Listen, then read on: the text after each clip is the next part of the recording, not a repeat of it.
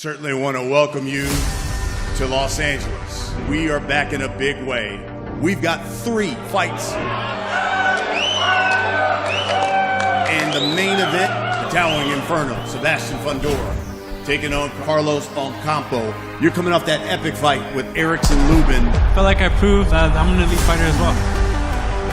I have what it takes to become a world champion. Fighting on a 12-fight win streak. People saw Errol Spence stop you in the first round. I lean on my preparation. I lean on my training. It's going to be a war on October 8th. I'm just going to worry about what Sebastian, the Towering Inferno, Fundora is going to do. I'm going to become a world champion at 154. 153.5 pounds for Carlos Ocampo. 153.5 pounds for the Towering Inferno. Big night of action taking place on Showtime.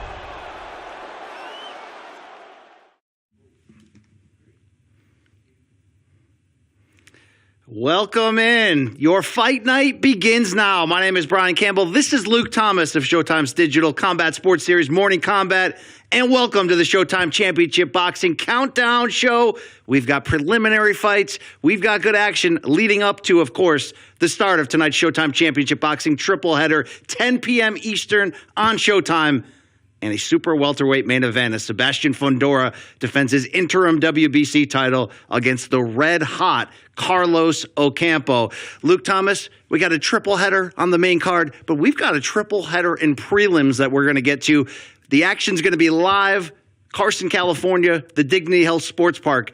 How about this preliminary featured bout that we've got welterweights? Mean Machine is back. Igis Kavalauskas against Michael Fox. Yeah, can't wait to see this one. Michael Fox, a guy from my neck of the woods in Washington, D.C., Upper Marlboro, Maryland, if we're being a little bit more technical, but nevertheless from that DMV area, having a bit of a rough run in his last contest. A lot of people thinking against Macias today he got robbed. I would say it's certainly a controversial score. He really needs to get back. But BC, if this is the kind of opponent, a guy like Kavalauskas, battle-tested, heavy puncher, but maybe a little bit long in the tooth as well. If Michael Fox wants to get back on the winning track and get some respect back on his name, this is a perfect opportunity to do it. That'll be the featured bout of our trio of preliminary fights coming your way. And, of course, as we mentioned, 10 p.m. Eastern, Showtime Championship Boxing.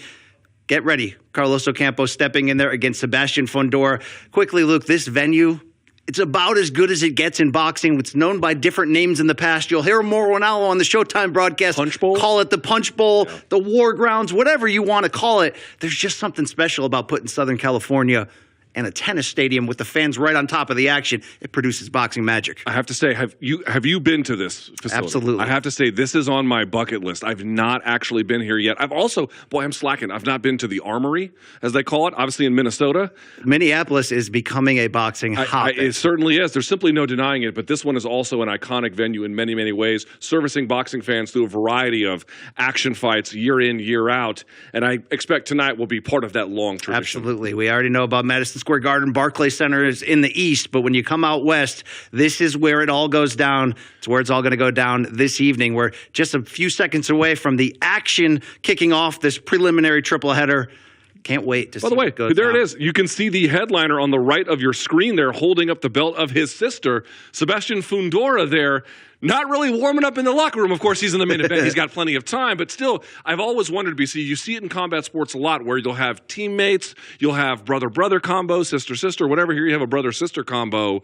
It is always, every family is different. Every situation is different. I always want to see what it does. Obviously, if they get a loss, how does that affect them? If they get a win, does that lift their spirits? We're going to see how it plays out tonight. Yeah, not only Sebastian Fundora in the main event, but his younger sister, 20-year-old Gabriela Fundora.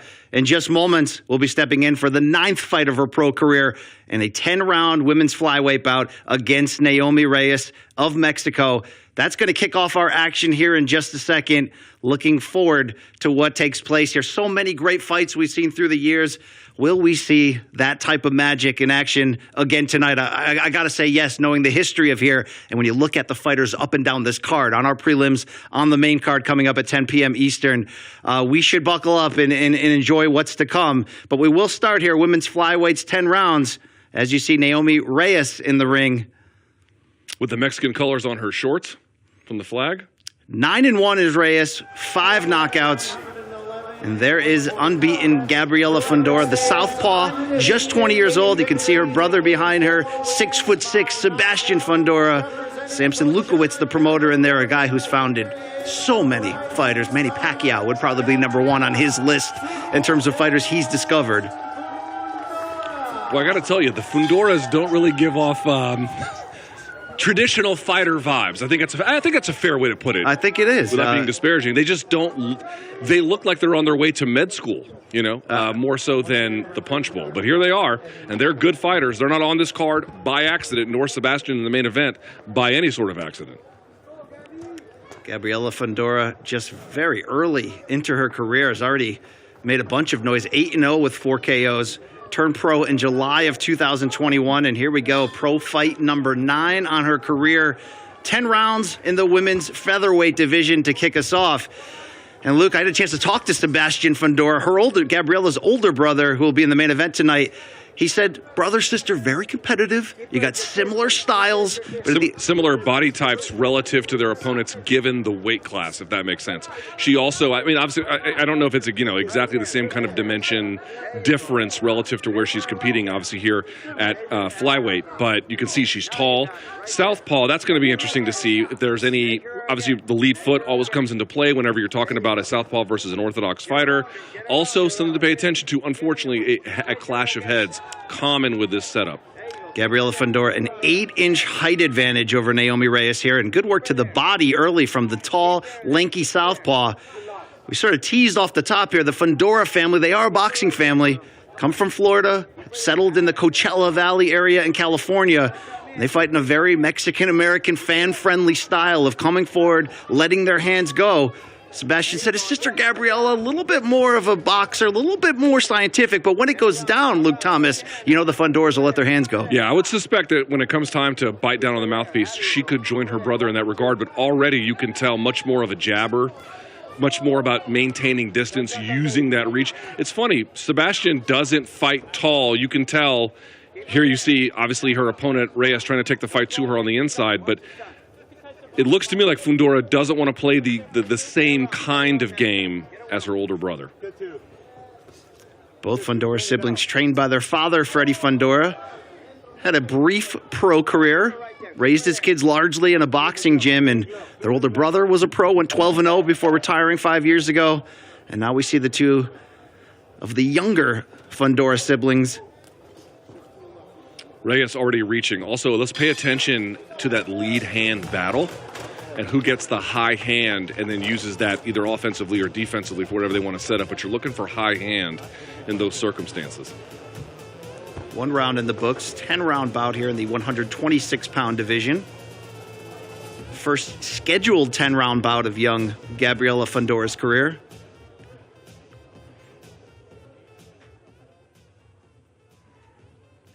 What's the weather like in Carson, California today? If it's Southern California, which I know it is, it's got to be sunny, beautiful, dreamlike. They've had some strange weather of late, though. You could fumble into a June gloom in LA if you get it mixed up. That's here. Fair. But there's a live shot of Sebastian Fundora ringside next to promoter Samson Lukowitz. Nobody rocks the gold chain like Samson Lukowitz. He's got an extensive collection.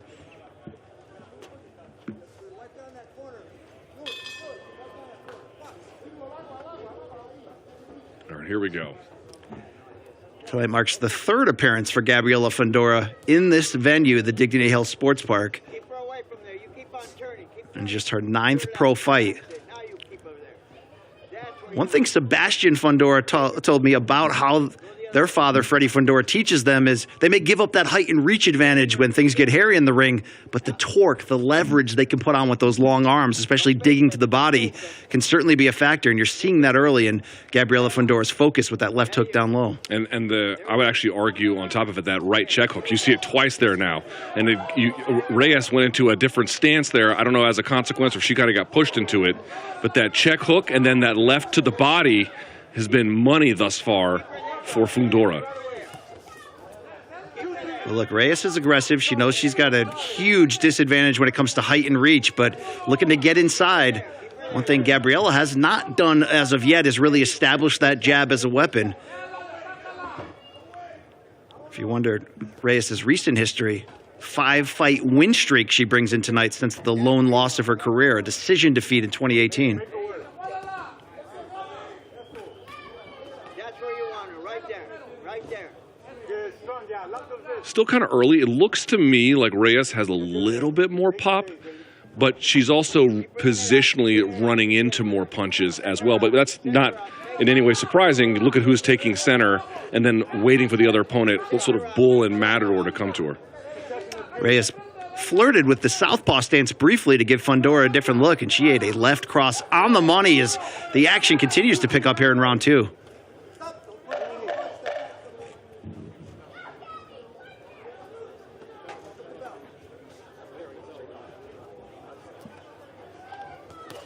Ooh, right overhand attempt there from Reyes. It wasn't clear from our angle how well it landed, but that's a good attempt. 2 rounds in the books, BC. Action heated up a little bit more there in the second round. Gabriela Fundora has 4 stoppages and 8 wins to open her career. I think, like her brother, maybe not known for one-punch power, but when they put that accumulation on you, when they start to put the combinations together, especially going to the body early, the Fundoras can surprise you. And Luke, that's been the theme. So certainly in Sebastian Fundora's rise, where critical fans have sort of been waiting for him to crumble. Oh, when he faces a puncher, we'll see him get folded. That has yet to happen through his pro career up to this point. Right, no doubt about it. Again, we talked about this earlier this week on our podcast. I thought for sure Erickson Lubin was going to be that guy. And he just, well, I mean, he had his moments. Let's be fair to Lubin. But in the end, it was actually Fundora who did the better work in Lubin's own corner, calling it after 9. Both fighters hit the canvas in that one, the biggest victory to date for Sebastian Fundora, but this one is about his 20-year-old sister. Round 3 beginning here in this featherweight clash. One thing I have noticed with both Fundoras, given their height, obviously most folks think having height and reach is an advantage, and I want to be clear, it most certainly is. But you'll notice that they have a hard time rolling or weaving or bobbing under, weaving under hooks, right? So they kind of, if there's any kind of exchange and it's close enough in range, obviously that's not every time, but they get tagged, right? So you can see a little bit of it there. It's very hard to get your level low enough and roll when you're that much taller than your opponent. Left cross from Fundora on the money. And look at those body shots to deliver. Something to pay attention to there from Fundora. Look, Reyes has an uphill battle when it comes to her need to get inside, her need to go to the body, and that little check right hook from Fundora has been an early weapon for her to sort of stop Reyes' forward momentum. Not a lot of feinting from Reyes. You would imagine you want to draw out a weapon, especially a long one like that, from Fundora. It's going to be hard to get inside otherwise. You can see that's why she's almost blitzing in, right? Because she's not pulling anything out first to get it other than what she can just do by throwing rather than kind of faking or feinting her way inside. A little bit there. That's better. Reyes doing a decent job trying to overcome that reach and height disadvantage. Nickname La Chapita. Luke, my Spanish not what I would need to be. Could you translate that for me? I don't know. I actually don't know what that means. My Spanish is very functional, not great. I actually do not know. That right hook from Fundora continues to be on the money as Reyes crosses that line in front of her. You got to make the smaller fighter pay a toll for getting inside, and Fundora has done that thus far. You can see she's trying to win the lead hand battle. Remember, pay attention to that whenever you have opposite stance in play. You know what? I'll say this, BC. Reyes is trying. She is trying to find her way in there. She's trying to find the right opportunity. I would say of the two, would you agree? Thus far, Fundora, slicker of the two, better positioning. And what's interesting is if we can get a chance to look at replays, I don't know if we will, but you'll see that Reyes is actually typically winning the lead outside foot battle, but because of that big jab, you actually don't need to have lead outside foot positioning on it. Your jab is actually shorter when you have the inside foot position, and with that tall, long frame, if she can just get a few jabs in there, she can disrupt rhythm, she can keep her away, frustrate Reyes the whole way through. Absolutely. That outside foot battle between southpaw and orthodox battles, one of the oldest sort of advantages to look for, and who can command control, who can be the ring general and make their opponent fight their fight. So we see a wide view of the venue as the crowd continues to pour in here early on. Do you have a favorite fight, Luke, in the great lineage of this venue in Carson, California? I think from a Showtime standpoint, you can't look any further, right? Vasquez versus Marquez, 2 and 3. I was just about to say, yes. We're at this location. Of course, they fought 4 times. Historic fights. Absolutely. There you go. Now you pick her up. Oof. Let her turn. She's going to come. She's going to come forward. Play that right hand. Then get her. Fundora has got the better of the action when the two set their feet, stand and trade. But you do have to believe it's better for her game to keep Reyes on the outside. See, even with that right just there, you can see Fundora sees it coming, and so as a consequence, maybe she lands a counter, maybe she doesn't. But there's no trickery involved. There's no making her guess as to what has happened. She has a clear sense of what is happening, whether or not she can have effective offense. There we go. Stance switch now from Reyes. Now they're both standing southpaw. Let's see what that means. Nothing great for Reyes. She gets tagged twice with it, overcommitting positionally. We've seen successes in boxing families in the past when we're talking about brothers, when we're talking about fathers and sons. Hey, how about father and daughter with Muhammad and Layla Ali? I don't know if we've seen a brother and sister compete on a very high elite level, to the title level in boxing history before. It has to be something that the Fundoras are looking at as a goal. Yeah, that's a fairly rare combo for sure. Let her come into it. There you go. Let her on. So Reyes, better faking and feinting, okay. Or certainly she's more active with it. But you're watching, she's lowering her level, making contact with with Fundora, and then going upright. And as soon as she does, she's getting tagged.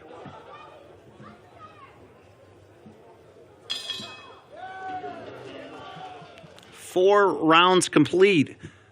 Reyes is Featherweight trying. clash. She's putting in the effort. You have to give her that. I would like to see a little bit more of the faking and feinting with the level changing, drawing out reactions. She's not. That's the issue, BC. I'm not seeing enough of her drawing out reactions from Fundora, and as long as Fundora isn't under any concern about what's coming, she's going to be able to just make great calls as Reyes closes that distance. Well, there's inevitably going to become an equation that Reyes is going to have to face. If she doesn't feel like she's got enough time to win more rounds, if this is heading to the distance, she's going to have to turn this into a fight. She's going to have to create big moments. As we take a look at some of the action we saw in round 4, that lead right hook from Fundora, following it up with the left cross. Also, La Bamba by Richie Valens, an excellent song. Just a classic. There he is, the WBC interim super welterweight champion, an older brother for this fight, Sebastian Fundora. I think his glasses are as thick as mine. He certainly has a Clark Kent vibe. There's that left hand. She gets caught coming in again. Again, watch how Fundora responds to the blitz and or the fakes and feints of Reyes. It just doesn't look to me like she's at all mystified what's coming or when it's coming. Big right hand from Fundora in the midst of that exchange. This is Reyes doing, frankly, what she needs to do. Get inside, make this a fight, lean on Fundora, get the referee involved.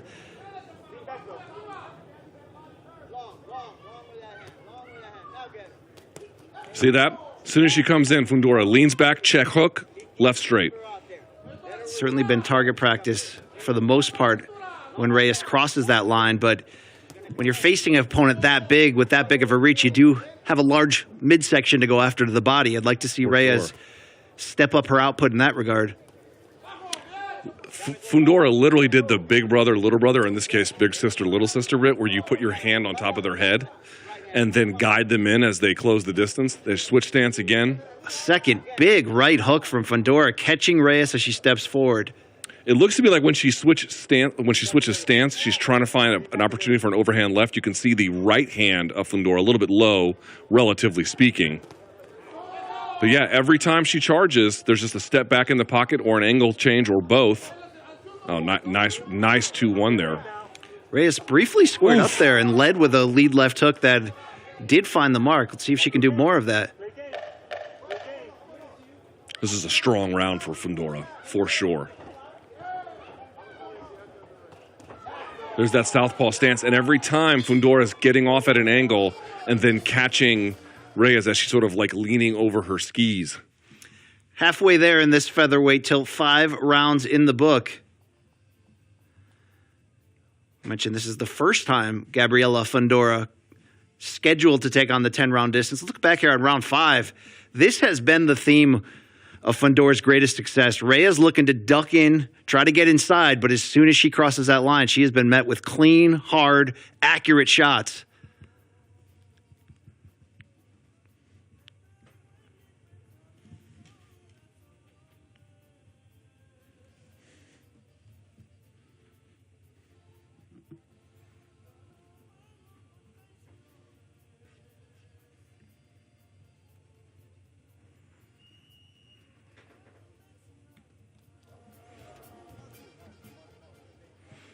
And something to take note of as we go into the second half of this fight. Gabriela Fundora has been the 8-round distance twice. Her opponent here, Reyes, has only been to 6 rounds one time. This is also the first scheduled 10-round bout of her pro career. Let her reach in. Let her reach in. Yeah, play with her like that. Keep going. Atta girl. There. BC, I had a friend who was watching the stream, who was a native Spanish speaker, tell me that La Chapa, La Chapita would be like a little version of that. La Chapa means a woman who takes charge. Certainly the challenge Reyes is facing in this matchup. Right behind. Right there. Touch her again. You got her. I like how Fundora is kind of using that lead hand at times to frame out and then put Reyes at the end of her punches just quite manually with her hand and on forearm. Gabriela Fundora, certainly a technician, you can say. She can get in there and let her hands go when she needs to. That's the family's creed. But her accuracy, her timing has been very good. Also, quite well balanced. Have you noticed that? Now, obviously, it's a different task for Reyes where she has to kind of move in, cover more distance. So it's going to be harder to keep her balance. But I would say that the movement, and then the balance of someone like Fundora is clearly better, well-established, better stance, better structure. Always kind of has her weight largely in the right place. Good footwork from Reyes there to exit out of punching range, but she's going to have to put something behind that to gain Fundora's respect, which is something she has yet to do through 5.5 rounds. Now, you saw it there. Briefly, Reyes switched stance to southpaw and then did land the overhand left. Look at it, by the way. Did you see the framing I was talking about earlier? She's just doing it. Shoulder, you can see it right there. Right hand, forearm, sort of in the clavicle of Reyes, and just framing her off so she can land whatever she wants. But getting back to Reyes previously, BC, she did switch stance to southpaw and did land the overhand left, and Fundora just took it. It seemed like it wasn't that impactful. I'd like to see more of that out of Reyes.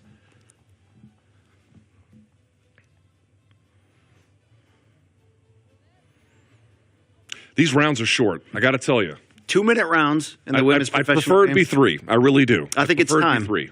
I certainly think it's time. And, of course, to be clear, that's a commission decision. That's not up to the promoter. That's not up to anyone else but the commission. But I do think it's time for commissions everywhere to reevaluate how they regulate women's boxing, and I think 3-minute rounds are in order at this point. We are certainly going through a women's boxing renaissance. You can look up and down the top 10 pound-for-pound rankings, and when you're seeing fighters like Clarissa Shields, Katie Taylor, Amanda Serrano, we're really seeing some of the greatest female boxers of all time. Now we've got female boxing in the Olympics. The International Boxing Hall of Fame welcomed their first female class. It's about time we are seeing women's boxing on this level for sure. It's just hard to get offense going in 2 minutes. Obviously it can be done, and Fundora is doing it, but there are many circumstances where it's just difficult.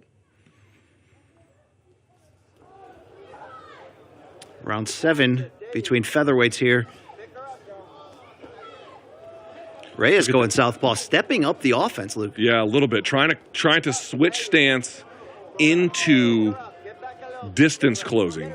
But what you're noticing is Fundora using a right forearm frame and then left hook to the liver. It's nice work from Fundora. She is a well instructed and coached fighter. You can tell. Just 20 years old, the southpaw Gabriela Fundora. It's unbelievable, right?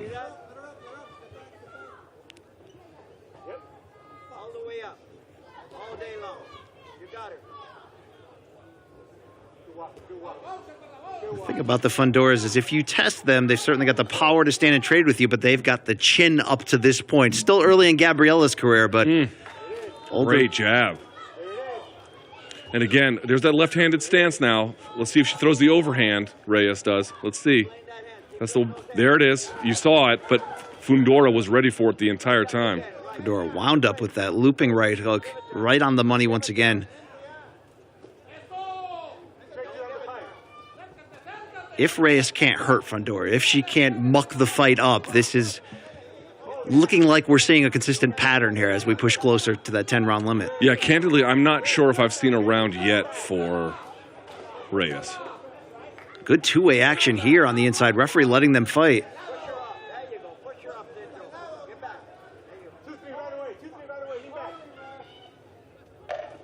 Ooh, that's a nice right hand there Big from right Reyes. hand from Reyes.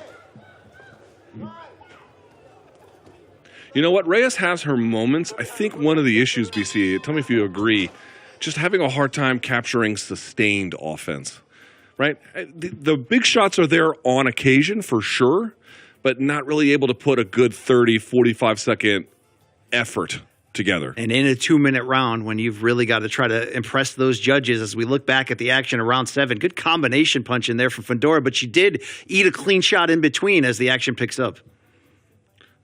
That's a nice overhand right to then move into a southpaw stance, but then back to orthodox. That's good stuff. Reyes having a couple of good moments there for sure.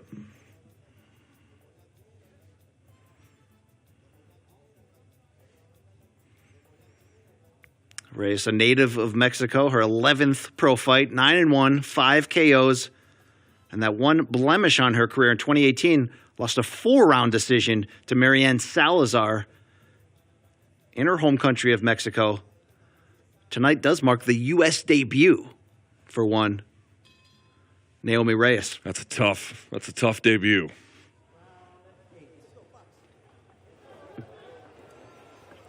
Round 8 of a scheduled 10. This is already the furthest Naomi Reyes has gone up to this point in her pro career.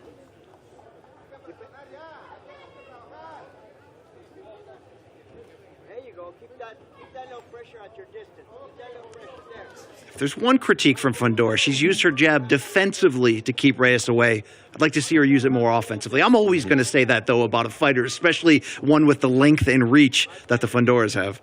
Yeah, she seems, I think you're right, content to find the more impactful shots once the blitz is happening. But to your point, it could negate the blitz from even happening if you can really sting them with it. There, see how she comes? Pick her up. I do wonder in a venue like this to what extent, depending on where you are and what time of day you fight, the sun could blind you. Absolutely. You see the shadows moving as the fight goes on. Because there's other folks there involved with the California Athletic Commission who are visibly wearing sunglasses to do the job. I do wonder about that. It is possible their future is just so bright, but... All right, we'll leave the dad they jokes have to out. wear shades? Yeah, Yeah. we'll leave the dad jokes out for the remainder. You definitely don't live in the suburbs. Good counter combination there from Fundora. Reyes crossed that line, just not able to land cleanly with anything. Little shovel right-hand uppercut from Fundora, starting to mix it up a little bit more. Oh, that's a nice little, I think it was a left hand there from Reyes. That's a better round for Reyes. I'm not sure exactly how much she was able to get through, but certainly Fundora didn't get off the way that she had in previous rounds.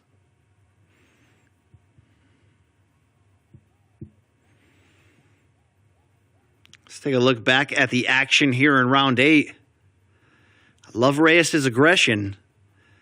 I might have to eat my words there. That actually was a pretty nice flurry there from Fundora, but certainly in the latter part of that round, I should say. Let me qualify that statement. In the latter part of that round, but in the early part, yeah, she certainly had some great moments. But with 2 rounds to go, Reyes is going to have to back up that aggression with clean punching. It's hard to believe she's... You've got Fundora ahead, right? I've got Fundora ahead wide. It's hard to believe there's more than a scant round you could give in the direction of Reyes, although you're never sure what the judges are saying. They've got a closer seat to the action there in Southern California than we do in this New Jersey studio. But Well, I got to tell you, not a lot of panic in that corner. Right? They don't look... They're not giving her frantic advice, are they? They just seem very operationally calm. 2 rounds to go. Now would be the time if you're Team Reyes to leave nothing to chance and let those hands go.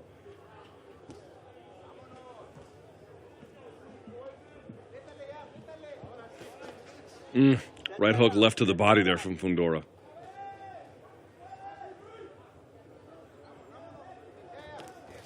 Fundora pawing with the jab, but came across with a stiff left hand. There's that jab you were looking for, BC.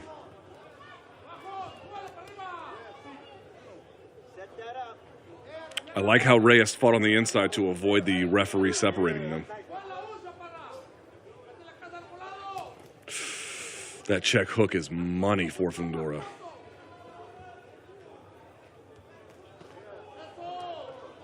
For a fighter so young, this is just her 9th pro fight and just 20 years old, as we've established. You really have to be impressed with the craft so far of Gabriela Fundora.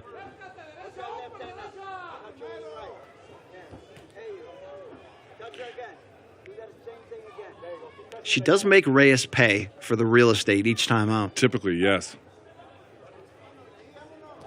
Oh, caught her coming in. Timed it perfectly. Stiff jab snaps the head of Reyes back, but back she comes with a combination of her own, and now another flirtation with that southpaw stance. It's had mixed results, but some of her best action from Reyes has come from there. She's got to try something, right? You can't really knock the effort.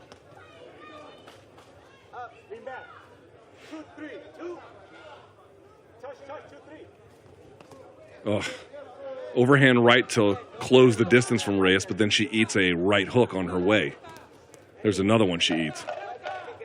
Oh, beautiful left hand right down the pipe. Best punch of the fight so far for Gabriela Fundora, closing the action in round 9. And if I'm not mistaken, BC, I believe there's some blood now around the mouth or nose of Reyes.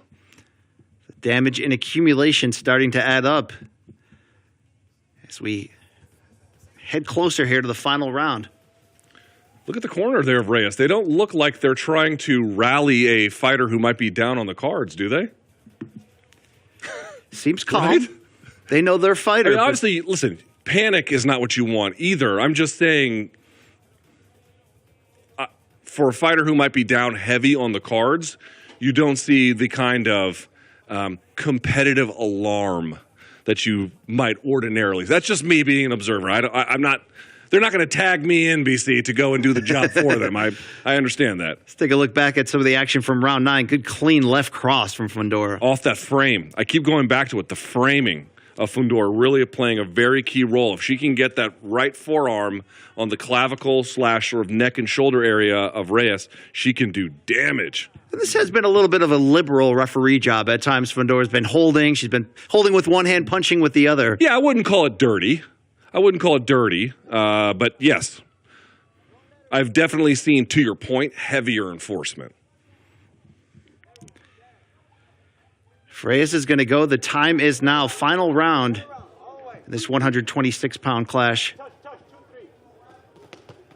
Oh, her coach calls for a touch, 2-3. So a jab, straight, and then hook. And there it is. You just saw a couple of them. This is what did I not say earlier she looked like a well-coached fighter? It looks to me like she has a very keen and impactful connection with her coach. Obviously, being family and all. Father Freddie Fundora. He's got 2 very promising young fighters. Blood flowing once again from the nose of Naomi Reyes, but she is going to let her hands go here in the final minute. I'll tell you what, Reyes has guts. Big-time guts. She's eating heavy punches, and it doesn't look like she's slowing down to me at all.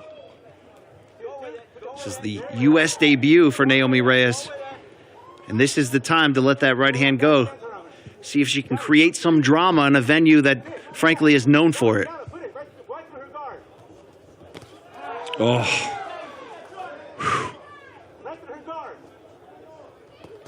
Oh, nice overhand right there from Reyes. Followed it up with a looping left hand as she switched stances in the midst of it. BC, again, I'm just here on the outside. I'm just a guy with an opinion. But did I not say Reyes would have better opportunities when she could draw out reactions? There, the left hand was drawn out in an attempt to fire, and then Reyes went over the top and landed cleanly.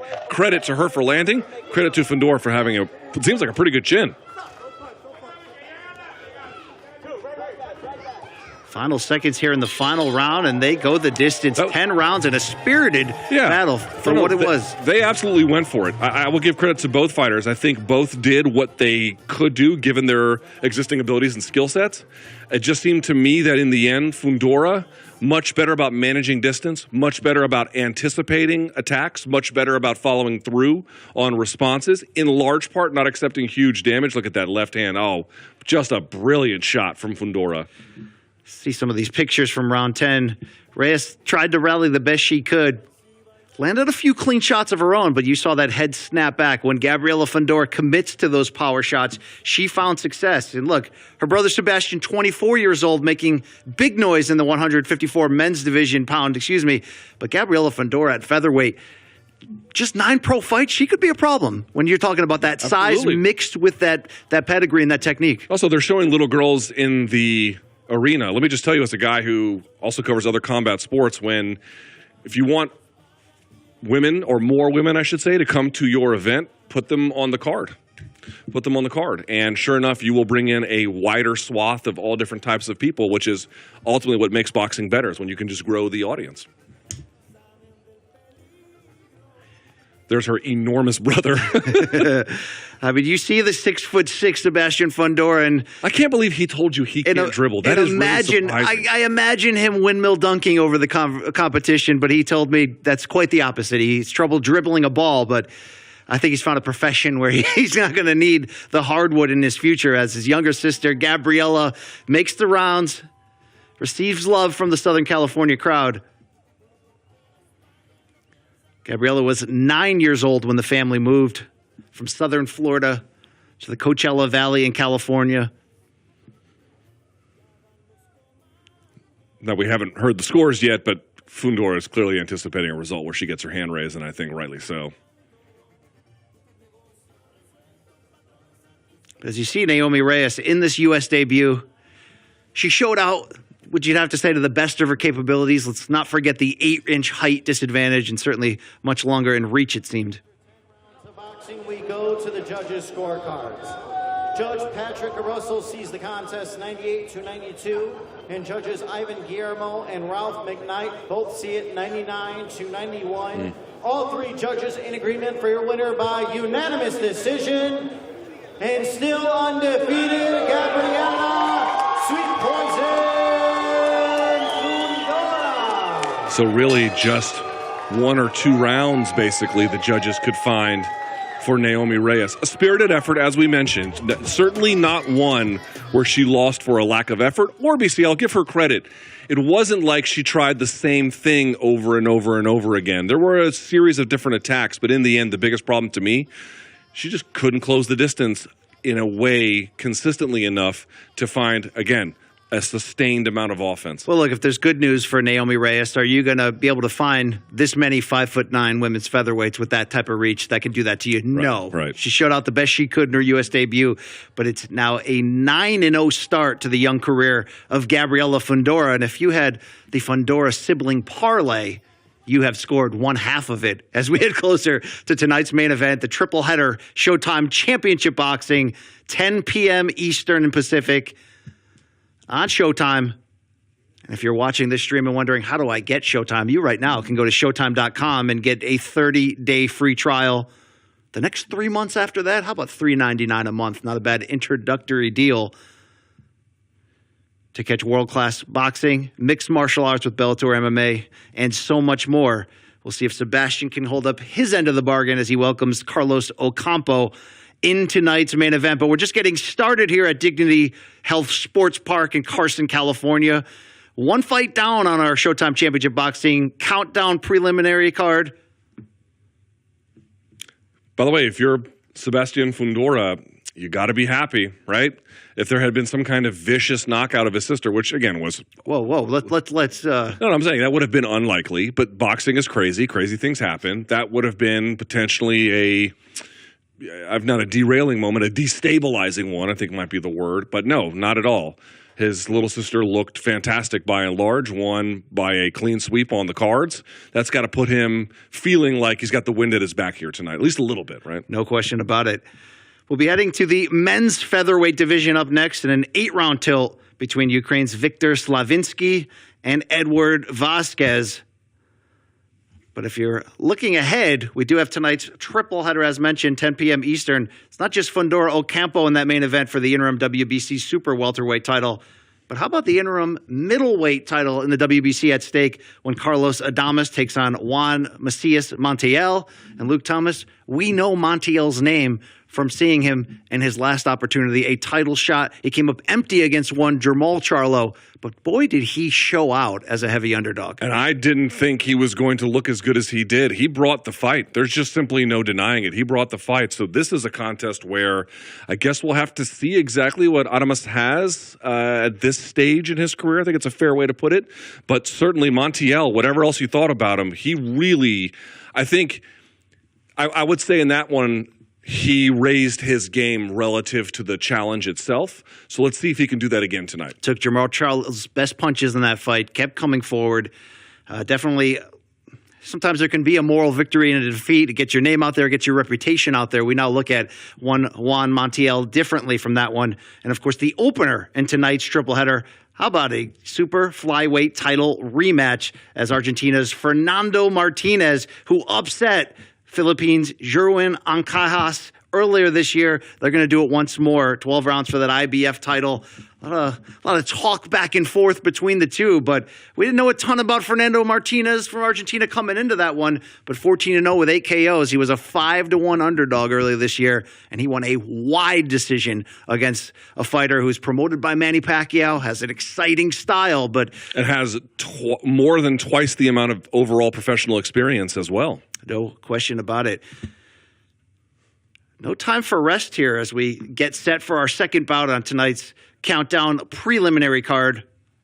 The featherweight division here and 8 rounds as 12-1 Edward Vasquez steps in there against 13-1 Viktor Slavinsky, who begins his walk to the ring.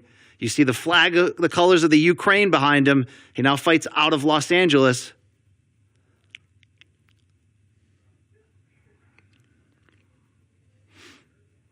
Shortly, we will see these two touch gloves inside the ring. But so much history in this exact ring.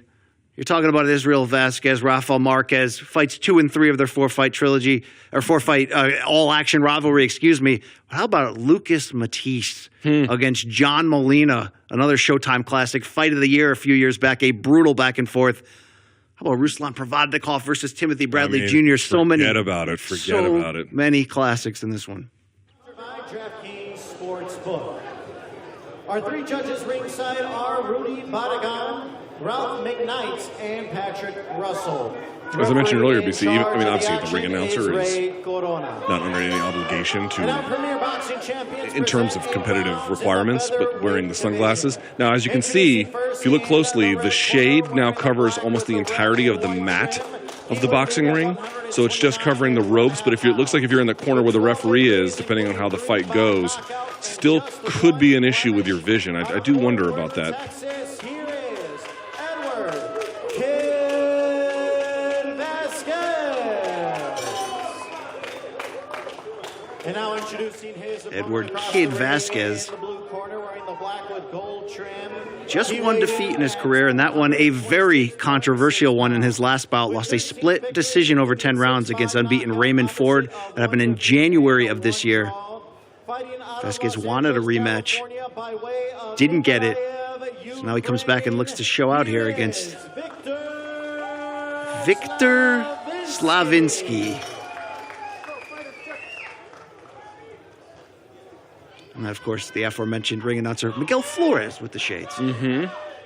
European fighters, this is a huge generalization, so let me just very much clarify that. But it can be said that, obviously if they have power, they'll use it. They like linear punches a little bit more, stand a little bit more upright relative to some of the American fighters. So let's see how this plays out here.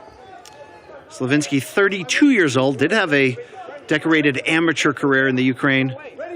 He's also looking to bounce back from his first defeat, February of this year, an 8-round majority decision loss to Claudio Marrero. And by the way, open stance fight again. You have a southpaw versus orthodox. Pay attention to foot position, as we said before. Pay attention to any potential clashes of heads, which will be more relevant here, BC, because they're closer together in height. relative to Fundora and Reyes, obviously. 2-inch height advantage for the kid, Edward Vasquez, here in the red gloves as we get going. Ooh, holding the head there. Referee giving a little bit of a warning.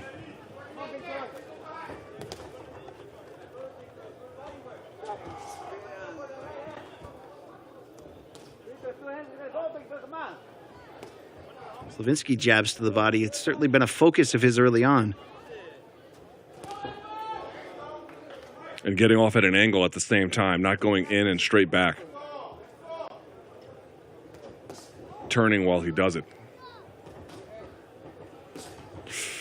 Nice little right hand there from Edward Vasquez, a native of Fort Worth, Texas. 27 years old. He's got the nickname of Kid. He's a flashy guy on the microphone. Oy, nice left hook from Vasquez. Perfectly timed. Combination. Slavinsky with one of his own, a left hook counter as Vasquez ducked in.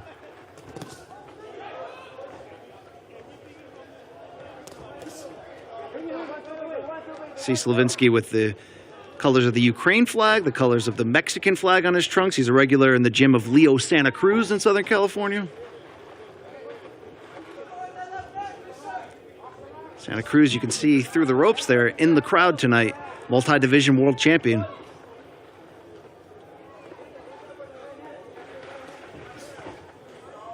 So it looks to me like what you're seeing from Vasquez is he's trying to pressure his way into counters, right? So he's not on the back foot that much. As you can see here, he is taking center of the ring.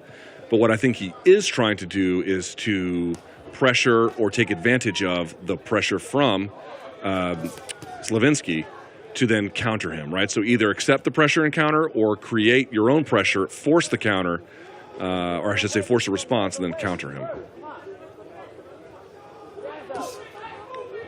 Quick lead left hand attempt there from Slavinsky. Vasquez just barely able to get out of the way of it.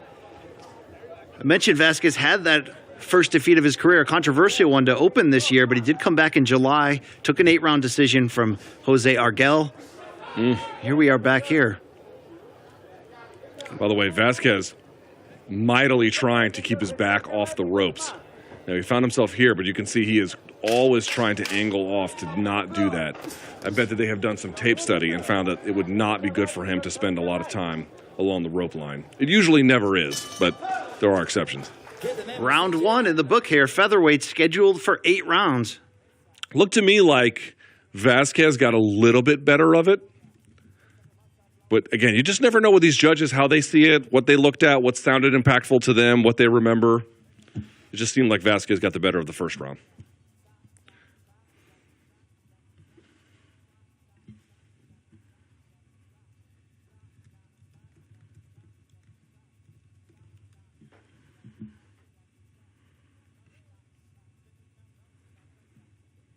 I do like merengue, BC. I mean, I don't know who doesn't. It could be an acquired taste for some, but... Not for me. I do like a little merengue. I believe so does this crowd. You could argue there's a lot of great boxing fan bases globally, but that's Southern California, Mexican-American it's one of the very crowd. best. One of the very best. It is the backbone of the sport in so many ways. All right, let's see what adjustments these guys make. You could tell it's a well-matched fight.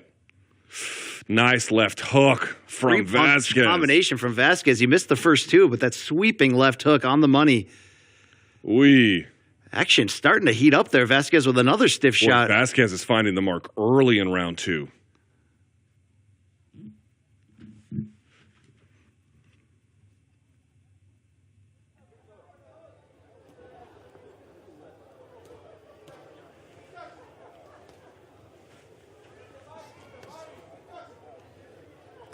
What have you seen early on, Luke, from the foot placement as we see another Southpaw versus Orthodox matchup?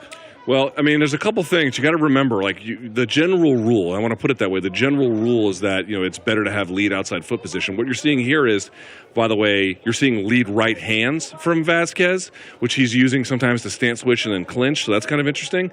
The other part is Roy Jones, for example, would often allow his opponent to take outside, A, if he wanted to jab, or B, even if he wanted to cross, because he was faster and had better timing. Roy Jones had superhuman reaction. I mean, we're talking about one of the best. I'm not trying to compare Vasquez to to Roy Jones. For I'm sure. simply saying, Big punch if there in for is a Vasquez. speed disparity, that is something you could on occasion employ. You're seeing a little bit of that with Vasquez. Just to be clear, yes, I'm not saying Vasquez is Roy Jones Jr. That's not my point. Very good round so far here for Vasquez. He's got a slight hand speed advantage, but I like the head movement. I like the footwork. He's been giving Slavinsky a lot of different looks early on. Right, so now he's bending over at the waist more, sort of using his face as bait. He has a high guard, but he's not as before. He was like exactly like that, high hands, and now he's kind of leaning over to bait and then going with a lead 2.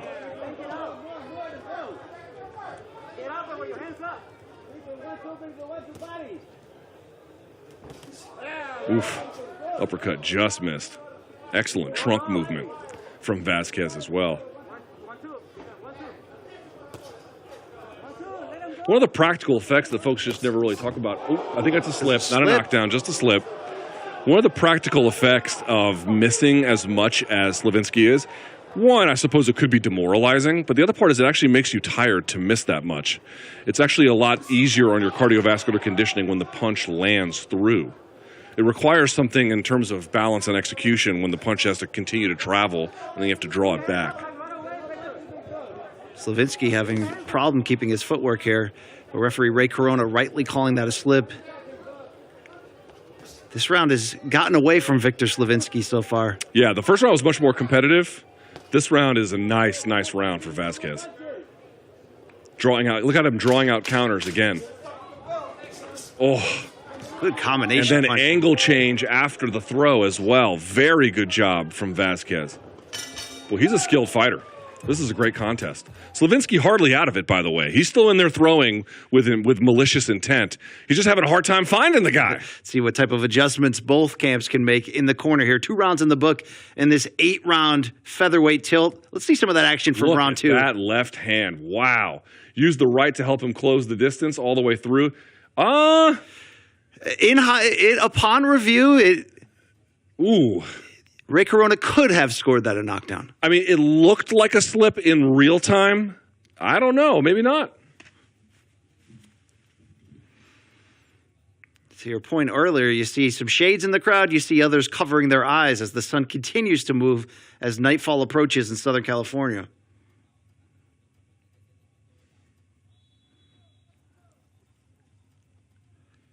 All right, Slavinsky needs to get something going here, BC. This is not a 12-round contest. This is not a 10-round contest. This is an 8-round contest.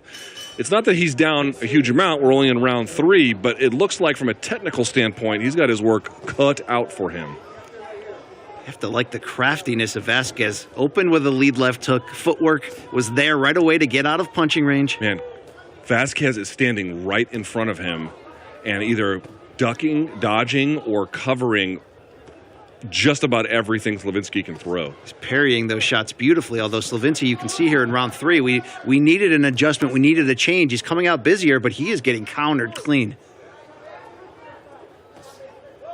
So there's there Vasquez on the outside for a hook, took the lead outside foot positioning. By the way, clash of heads, which you commonly see in the stance as we talked about. Then for the jab, went inside foot positioning. So people always say, oh, you got to get the lead outside foot positioning. No, you don't. Not necessarily. Yes, it's typically can be advantage for power shots, but if you're a heavy jabber or you're fast or whatever, there can be a number of different ways in which you don't necessarily want or need it. Slavinsky trained by Leo Santa Cruz's older brother, Antonio. He's just unable through 2.5 rounds to land consistently. Vasquez has better head movement, trunk movement. You like the defense, but even better than that, he's been very smart and crafty. More of a sharpshooter so far, but he's been landing these single shots clean. Trap setter as well.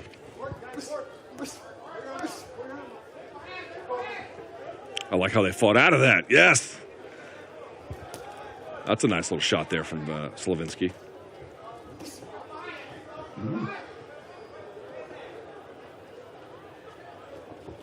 Oy, nice left hand as he moved off to his right for Slavinsky. And there, overhand left as well. Vasquez getting a little careless.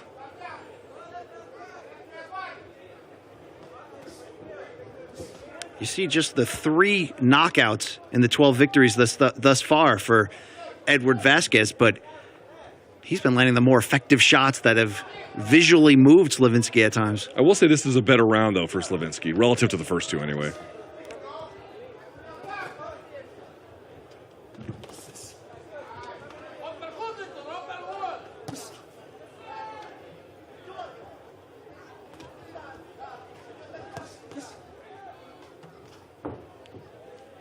Vasquez, the youngest of 5 kids, but he comes from a boxing family. His cousins, his uncles, his grandfather. Oh, uppercut left hook from Vasquez. What a combination.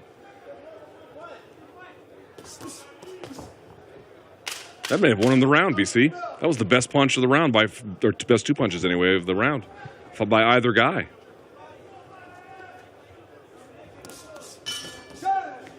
Three rounds complete as the action is beginning to pick up here between featherweights. Hard to say exactly which way the judges will go with that one, but the most impactful combination / 2 punches definitely came from Vasquez. Well, for whatever adjustments Slavinsky made between rounds, Vasquez was there with plans B, C, and D to use his gloves to block the offense, and certainly you'll love the footwork to stay out of punching range.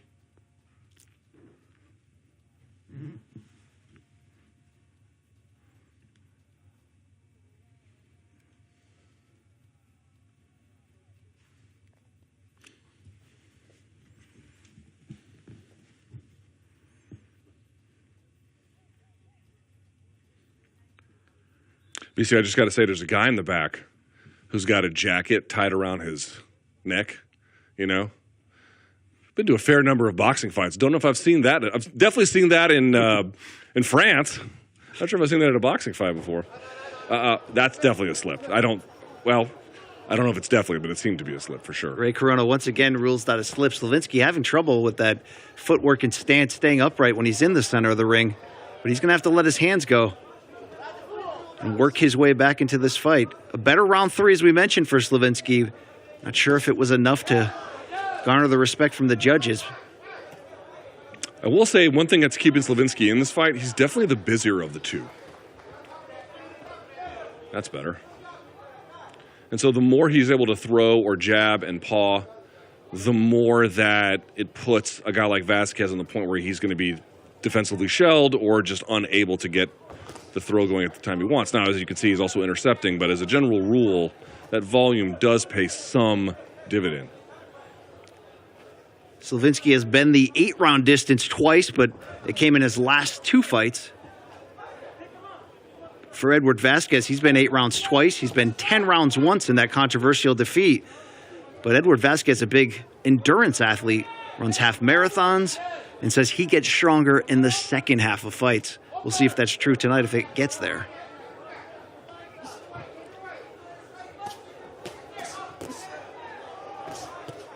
I'd like to see more body work, as we see there from Slavinsky, but eats a right cross in return.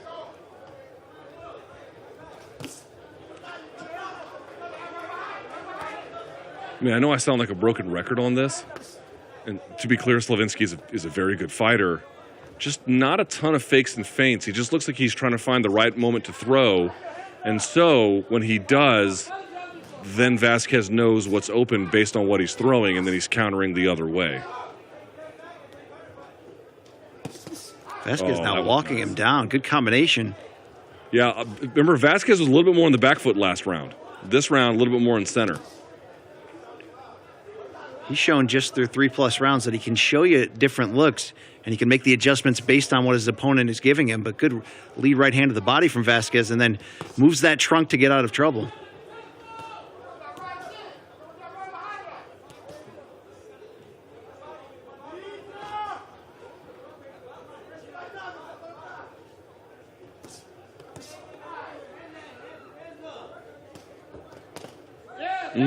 That's a nice left hand there from Slavinsky as Vasquez was moving to his right. The experience between these two is very close. Slavinsky has one more professional fight than Vasquez, but Vasquez has fought one more professional round, 72 in total, entering this fight. Boy, this is brutal. Vasquez is getting Slavinsky at times to lunge and then cracking him underneath for it, and then when he's popping up, when he's too close, cracking him when he pops back up. Pair of counter right hands there from Edward Vasquez to close round 4, halfway through between featherweights.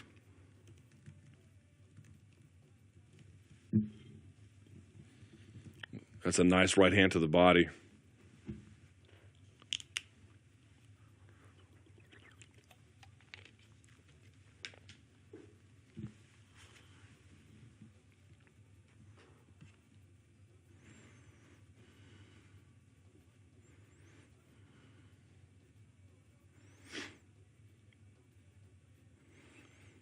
Vasquez, nicknamed Kid, 27 years old. You can hold that nickname for a while. At some point, you're going to have to upgrade to man, though. I know, it's always like, oh, I'm the baby-faced warrior. For now. For now.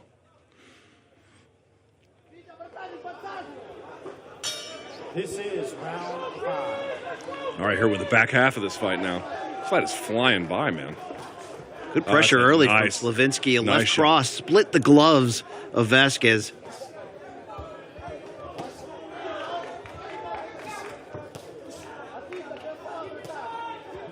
The scores were close in Slavinsky's lone pro defeat. It came in February, as I mentioned, against Claudio Marrero, a majority decision over 8 rounds. But the fight before that, in 2021, the biggest victory of Slavinsky's pro career to date, when he won a split decision over Ledwan Barthelemy, who, of course, has that strong Cuban amateur background, the brother of Rances Barthelemy.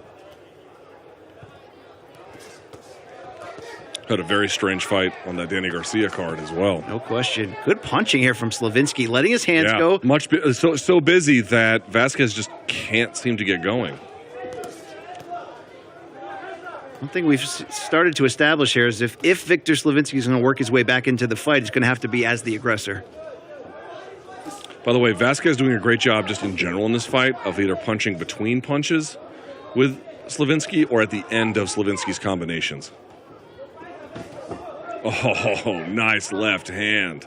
This has been the theme for whatever success Slavinsky has had. Vasquez can work in those counter combinations, snap his head back. That's right. And those are certainly eye-popping shots for the judges. And I don't want to say that Slavinsky hasn't landed anything nice. He definitely has, but it does look to me like for as few KOs as Vasquez has, he gets a bigger reaction when he lands versus the opposite. Like that. See what I mean? It just sort of pops and shuffles his head around in a way where I just haven't seen that. And there he is again, stepping in. By the time he steps back out, Vasquez knows where he's going to be, so he just fires the hook here, and then it intercepts him. For having a deeper amateur background, Slavinsky's balance has been all over the place in this one. As you can see him slipping sometimes, leaning overreaching with and leaning forward to. He's not bringing that trail leg with him to get inside. He's kind of just taking a wide step. Again, you see just 3 knockouts and 12 wins for Vasquez, but if he can catch Slavinsky off balance, leaning, he can get a knockdown that certainly would be huge on the scorecards, as this fight is just scheduled for 8 rounds.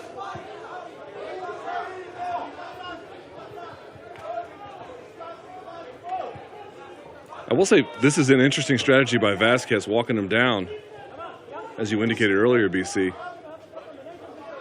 But again, it sounds like I'm a broken record, and I suppose I am, but the fakes and the feints, they got to be there.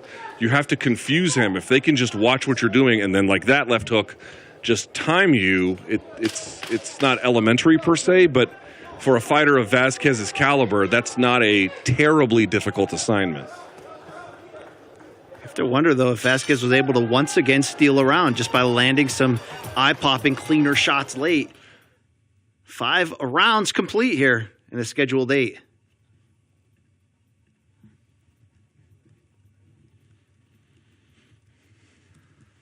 Let's see this. That's that left hook that has been money for him, and he does it with the lead outside foot position, although you could do that from the inside too, depending on what you wanted. Slavinsky was busier, He certainly busy, yes. He had better success early, but once you saw Vasquez stand firm, set his feet, and let those combinations go. But the problem is, wouldn't you agree, BC? Like Vasquez is kind of absorbing, blocking, nothing's getting through too much, and then he'll fire 2 shots, and they have a dramatic effect, at least visually anyway. And it's like all that work is not for nothing, but it's not. It doesn't look like it's matching what Vasquez is doing. Look at Vasquez's face; it's pretty not marked up. It's pretty clean as we enter round 6. All right, so Slavinsky has tried to start the last few rounds a little more aggressively. Let's see if he does that here. Yeah, same thing. See that? These are just sort of shots. They're all just kind of being bouncing off the gloves, semi-landing. They're not nothing, but... And then Vasquez in between punches there. There's another one. Those are better. Some of those got through for sure. Oh, there's that left hook counter again. And that's what Vasquez has been able to do, snap the head of Slavinsky. It almost takes away all the output Victor had leading up to that. Oh, a not brutal right hand. You can see the sweat fly off of Slavinsky's face.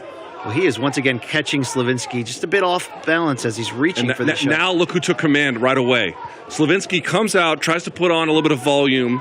He gets chewed up a little bit for it, and then Vasquez begins to walk him down, and that seems to be how the fight has settled into its rhythm. One thing to realize when Vasquez is walking him down with that high guard, he's not utilizing a lot of energy, not wasting his gas tank. No. Yet you add the mental fatigue onto Slavinsky. When you're getting walked down by a guy, you're throwing shots, you're not landing clean, and he keeps coming forward. That's parries the lead hand, jabs, and then fires the right hand behind it. Boy, I got to tell you, Vasquez is looking pretty sharp here. Mixing it up here now, too. Now he's really starting to let the right hand go, but that left hook has been the money punch of the fight. You'll notice when Slavinsky, there it is again. Slavinsky, when he fires the jab, watch where he brings it back, BC. All right? So there's the jab. Look where he brings it back. Watch the lead hand there, the lead right hand. It doesn't ever cover his face. It's wide open. So all he has to do is wait for that to be extended or in otherwise occupying it for, let's say, to defend a body shot. And Vasquez is finding the target every time. There it is again, right there. Slavinsky did mix in a nice left hand in that sequence, pushing Vasquez away to avoid the clinch. And then as soon as he see that? I love that. He went to the body to transfer it down, the defense. Brought the defense down, and then Vasquez went right back upstairs. Vasquez starting to take control. Would you agree? Oh, absolutely. And you have to realize how much the visualization of seeing Slavinsky's head snap back for the judges, it's going to be hard for Victor to pick up rounds this way. You could end up seeing those CompuBox numbers, the show stats in the end, could end up being wide in terms of activity and attempts for Slavinsky. But he's only landing single-digit punches clean, it seems, for the most part, each round. The issue that Slavinsky has, and sort of basically stated, is he can't find a way to get Vasquez off of him. Right? He can't land anything powerful enough that disciplines him or lands consistently enough that, closes an eye or otherwise makes vision difficult. So Vasquez can just kind of, he can't just walk in there with his hands down, but as long as he wants to walk in there with the careful boxer that he is, he can basically do it whenever he wants. Good action there in round 6. That's Vasquez's best round. Would you agree? It's up there. It's up there in contention as he continues to appear from our eyes as he's in control. As we look back in the action in round 6, very creative Vasquez, able to use looping shots, able to walk in and get right through the guard of Victor Slavinsky. And by the way, he's using a lot of those movements at the trunk to bait some kind of attack from Slavinsky. You saw him there bending over the waist to get him to follow, and then he can come over the top with the left hook. When you were able to move that trunk in a way, let's compare it to the greats, the Canelo Alvarez of today, Gervonta Tank Davis of today, who are able to stand right in front of you, not use a ton of energy, but you also can't hit them clean when they're right there. Right. And when you're a big power puncher and a big counter it's demoralizing. Punch makes for a tough night. You have to like what you've seen up to this point from Kid Vasquez as we enter round 7, just 2 rounds to go, and this featherweight pairing. Both fighters looking to rebound from recent defeats, and in both cases it would be the first and only defeat of their pro careers, but who's going to come out on top and take that next step? Again, I just want to point out, watch the right hand of Slavinsky. And now, by the way, the 2 has opened up for Vasquez, but look at the lead right for Slavinsky. It's never, he never has his hands touching the top of his own forehead, right? Look, for example, look at the guard now of Vasquez, high and covering, right? Slavinsky just never seems to do that and is getting eaten alive for it. And the second half of this fight, Vasquez's efficiency has been off the charts. I'm looking forward to see the post-fight stats when it comes down to the amount of power punches landed from a percentage standpoint. He has been on the money when he does decide to let his hands go, almost using Slavinsky's aggression against him in the end.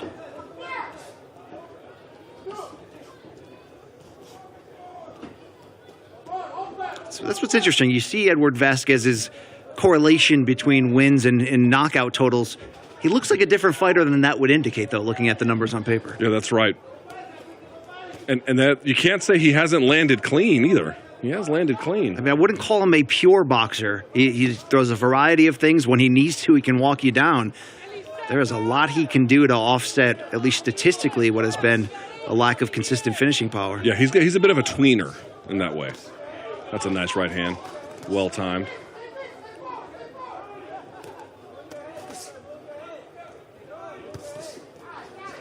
Ugh. That left hook for Vasquez is just money in the bank.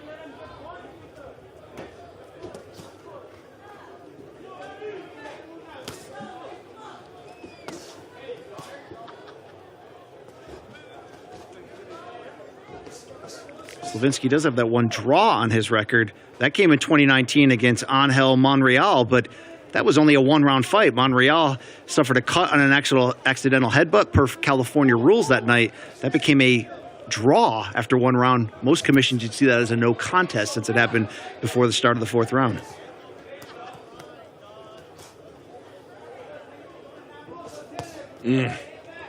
Left uppercut now for Vasquez.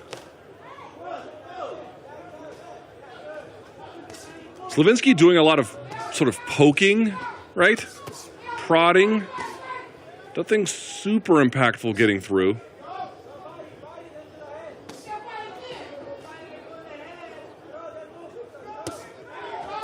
There's that left hand again, the hook.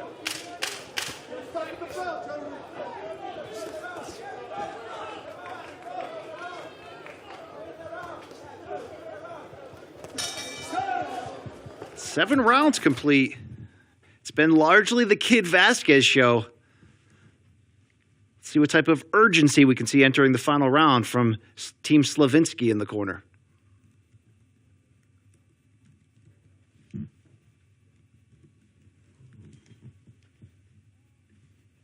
Haven't heard this song in a while, BC.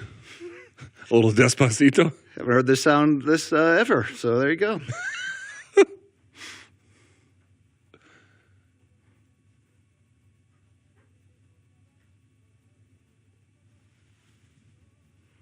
I mean, if you're the corner of Slavinsky, what are you telling him right now? Just give maximum effort? Because here's the problem, and I think we've talked about, he's sort of technically outmatched here. So it's not clear exactly what you can tell him except to just go completely as full volume as you can, I suppose.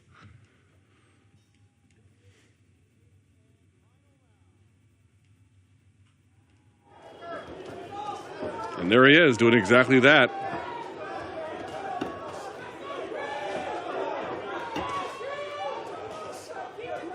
Getting a little bit of that's getting through for sure.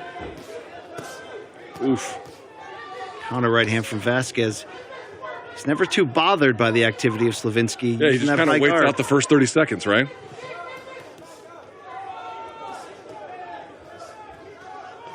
You have to like the output at the very least from Slavinsky, trying to make something happen here in the final round.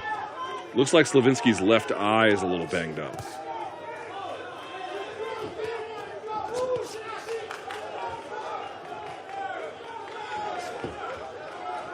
Stance switch into distance close by Vasquez. Doesn't amount to much. Not much clinching in this fight as referee Ray Corona has been able to keep his distance. Two fighters, though, letting their hands go here in the 8th round. Slavinsky getting through here a little bit.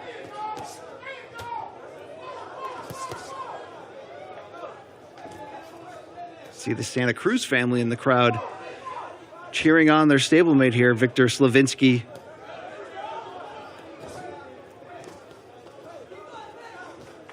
You know what just occurs to me is the offense of Vasquez is better, BC, but really the big difference for me is the defense. Vasquez having vastly better defense in terms of anticipating what's coming, catching it on the gloves, the trunk movement, the distance management, everything, the ring generalship. everything about what he is doing enables him to just not take as much damage despite the volume of what Slavinsky is throwing, and then he can counter thereafter. So yes, I think he's better overall as a fighter, and certainly on the offensive side. But honestly, the biggest difference might be in their defense. Slavinsky just has this capacity for volume, but not for much in terms of what to do on the other side of the equation. Vasquez, a two-way fighter in that sense. Very good showing here from Kid Vasquez. Looking to extend that streak to 2 straight wins after that controversial defeat, the lone blemish in his career up to this point. He came forward early. He was certainly the busier fighter, but in this second half, it's been very smart counter shots. Also, it looks to me like, it's hard to say exactly what Vasquez's corner told him, but it doesn't look to me like he's hunting a finish here. Looks to me like he's content to get the 8 rounds of experience in anticipation for what might be next in his career, which I understand. Like, you don't know exactly when the next fight's going to happen. You don't know what kind of opponent's going to be. Maybe he wants more time against the southpaw. Could be any number of things. Decent round here from Slavinsky. Yes. He looked to try to make something happen. Definitely better.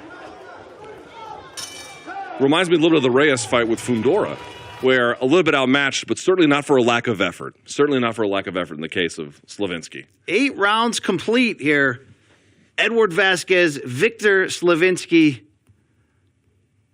We await the 3 judges sitting ringside. They'll have the final call. Now, if you're a sunglasses guy when the sun is out, at what point are you obligated to take them off?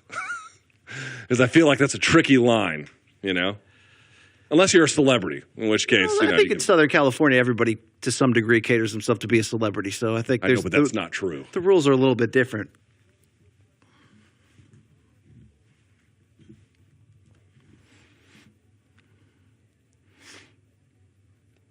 The action will continue after this one, and get ready. Welterweights coming your way in our featured prelim bout as Egis Kavalauskas, the Mean Machine, will take on Michael Fox, an important welterweight tilt in terms of who is angling themselves in the direction for Mean Machine back in the welterweight title picture. Yeah, it's going to be a fun one. And for Michael Fox, who, of course, was on the wrong end of one of the most controversial decisions in recent memory, he's going to have the chance to redeem himself. I don't use the word robbery often. That one might qualify. That one is it's just truly hard to comprehend how he lost that fight to Maestre.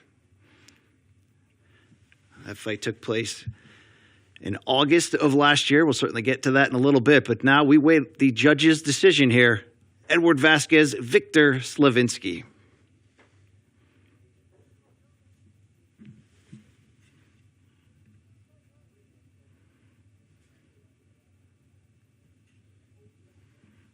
Curious to see how many rounds Slavinsky got here. I'm going to guess about 3, maybe 4. Gentlemen, after 8 rounds of boxing, we go to the judges' scorecards. Judge Rudy Barragan sees the contest 78-74 for Slavinsky. What? And Judge Patrick Russell sees the contest 77-75 for Vasquez.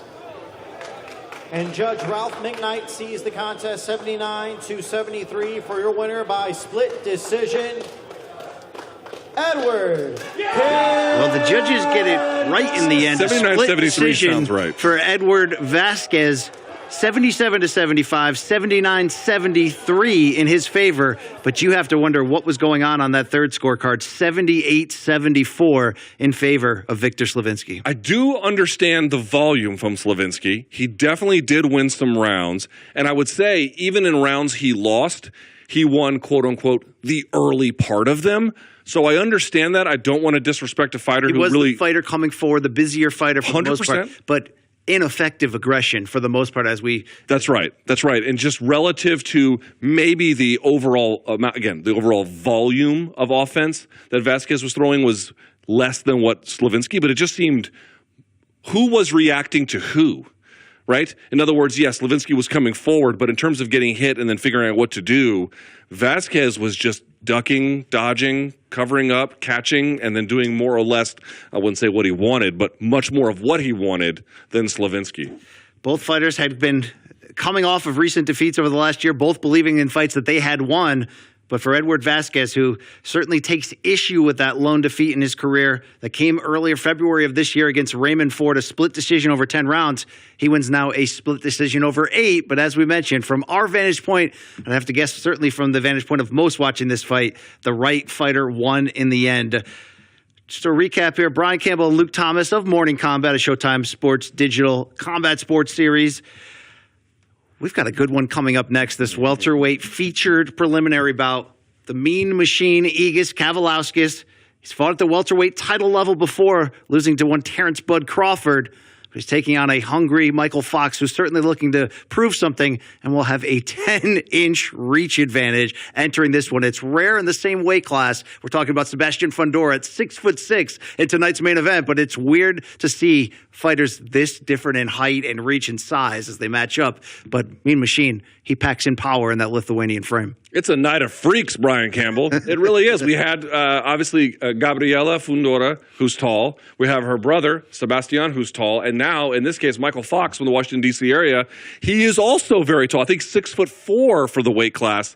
And here's one thing I've noticed, BC. A lot of times in his last fights where he's had some issues, for example, in the Maestre fight, even though I think he won that, there were a couple of, well, actually, not more than that. There were several rounds. And even in, I think, the Santa Maria fight as well, where he'll get pressured against the ropes because he is so tall. They'll make him fight on the inside. And obviously, Fox doesn't want to be there, so he'll do a lot of ducking to get out of the way, and he'll go straight over, bowing at the front, and that just causes a little bit of problems for him. Now, he ends up clinching, and sometimes it slows the fight down. But pay attention to, let's see where Mean Machine tries to pressure Fox and to what extent Fox with that tall frame can either keep Mean Machine off of him, or if he does get pressed along the ropes, does he have the ring generalship to bring the fight back to the center? It's going to be a key for him if he wants to win. Very well said. Contrast in styles and body types and all that. And certainly it's all leading up to tonight's triple header Showtime Championship Boxing, 10 p.m. Eastern.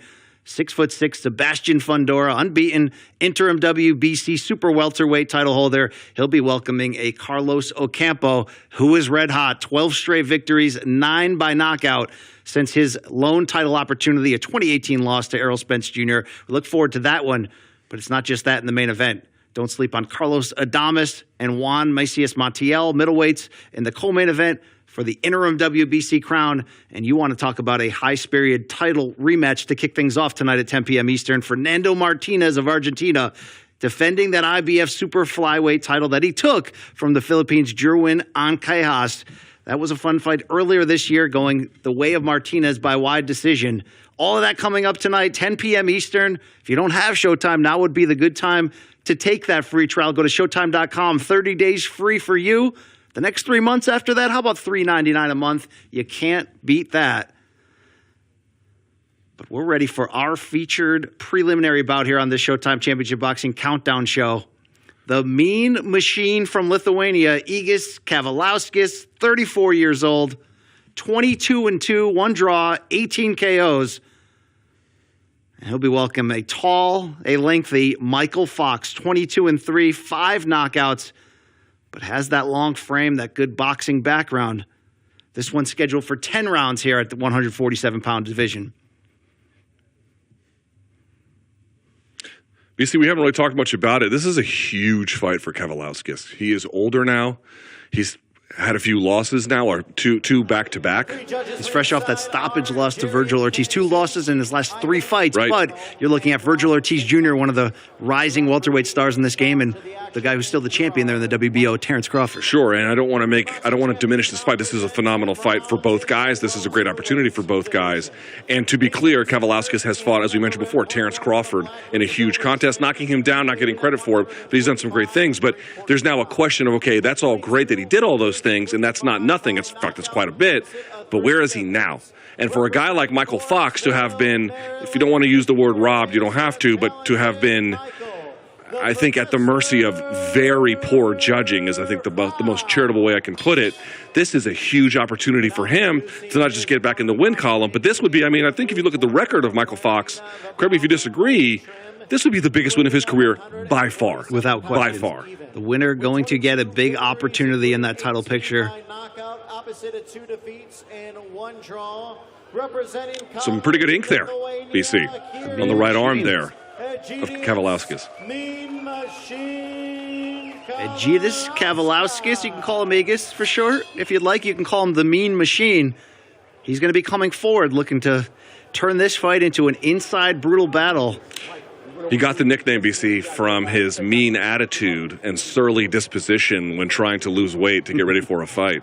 Once again, our referee in charge is Gerard White. BC, we need a handshake like that. We don't have any cool handshake. We need a cool handshake. Gerard White will be the third man in the ring tonight. 10 rounds here, welterweights, and let's do it. You can see right away that difference in size. You want to talk about the advantages going the way of 26-year-old Michael Fox. How about this? 7 inches in height, 10 inches in reach, the advantage against the compact, power-punching Aegidius Kavaliauskas. And they call Michael Fox the Professor, of course. You can see it all over his trunks and the rest of his gear. And it's an apt nickname. This is a very talented fighter, high fight IQ. Obviously, no one's perfect, and there are some issues you can pick out of his game. You'll see him, especially the more that this fight spends along the rope line. And here is, by the way, Kavaliauskas with the exact right game plan, getting right in his face, making him back up against the rope line. We'll see how much more he can do from there. But a guy like Michael Fox, I think, missed that opportunity to really elevate himself with his last fight, which was taken from him, and certainly in my position. Well, that was August of 2021. It came against 36-year-old Gabriel Maestre, big-time amateur background out of Venezuela, Venezuela by ethnicity, fights out of Colombia.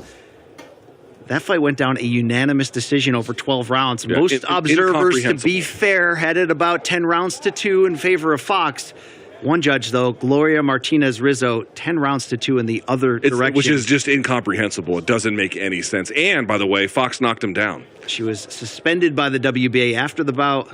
There was some unsavory past tweets that were discovered. Just a bad situation altogether. But here's Michael Fox looking to bounce back. 2-fight losing skid, but you mentioned it, toughest challenge of his career, the biggest opportunity here, and he's looking to use that range to keep Mean Machine away from him. Yeah, nothing too committed, but he's sort of testing to see what kind of distance a guy like Mean Machine can cover. By the way, great movement from Fox. Not standing in front of Kavaliauskas at all, moving side to side laterally at all times, which you're going to have to do. Well, one thing that's interesting is you see the 5 knockouts in 22 victories for Michael Fox. We know him as a long, lengthy boxer, but he did come up on the wrong end of the scorecards, even if one was controversial to maybe the level of robbery in his last 2. One thing he told this week in an interview with BoxingScene.com was that he knows he has to inflict pain to really get the judge's attention, to really bring the fight in his direction. He knows if it's a split decision, they may not go his way in the end. He knows he's going to have to sit down on those punches. Mean Machine will be there to be hit in terms of right in front of you, but will those punches have the effect that Michael Fox is looking for? We'll have to see as this fight plays out. Bit of a feel-out round for both guys. Little left hook overhand right there for Mean Machine. I think some of it was blocked, but that's definitely a good attempt. That's better. You can see Fox has good coordinated movement, but I don't think getting into a slugfest with Kavaliauskas is going to be the best way for him to win. It's going to be an exhausting effort if he wants to get his hand raised. Well, I don't think he wants to stand and trade necessarily, but he knows when he does let his hands go at close range for power shots, they have to leave an impact in the judge's eyes and certainly to gain the respect of his opponent. Aegidius Kavaliauskas went up to that title level in December of 2019, stopped in the 9th round by Terrence Crawford, but you teased it earlier. Mean Machine in round 3 against one of the pound-for-pound best of this era. It looked like with a left hook and some follow-up shots that he did score a knockdown. The referee called it a slip in the end. Replay showed it looked like the wrong call. Mm-hmm. But Mean Machine was in that fight early. He made Bud stand and fight to a certain degree. But also you've got Mean Machine looking to bounce back from that stoppage loss to Virgil Ortiz. So much at stake here. 34 years old for the product of Lithuania. It is now or never for his title hopes.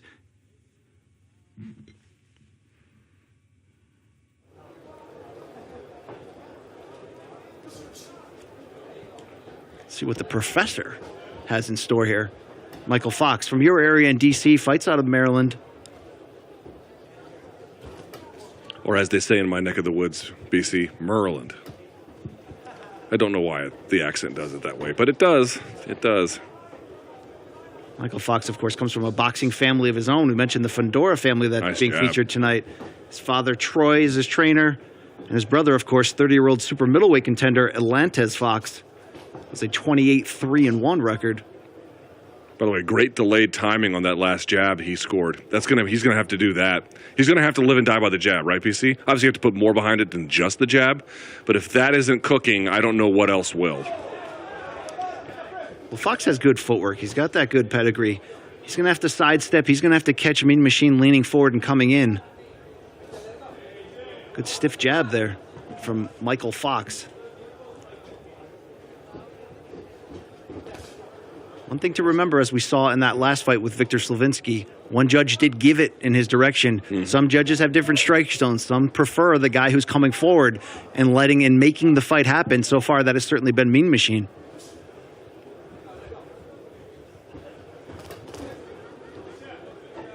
I would say so far, relative to previous fights I've seen, and again, we're in round 2, so let's not make broad generalizations, but thus far, for what that is worth, Fox has done a pretty good job of not spending too much time actually touching the ropes, defending on the ropes, sort of trunk movement along the rope line. He's kind of sticking and moving still, I think, in the way that he needs to. Good counter defensive jabs from Fox, but he's going to need to let that left hand go for sure. Yeah, that's right.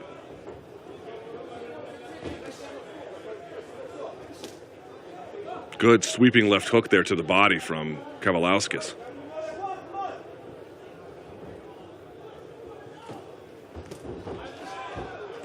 Yeah, this lateral movement is an excellent strategy, certainly to minimize the damage of what Kavaliauskas could do, but that's not the same thing as actually finding meaningful offense. Kavaliauskas does historically do his best work inside. This week, when talking about the challenge ahead of him with that height and reach disadvantage, he said, I know I need to go in there and brawl with him. You're not going to see me fighting from distance. And there's a pair of right hands. Right. Michael Fox is shaking up a bit here to close round 2. He wisely clinches. He needs to be careful, planting his feet and trying to trunk movement his way out of problems.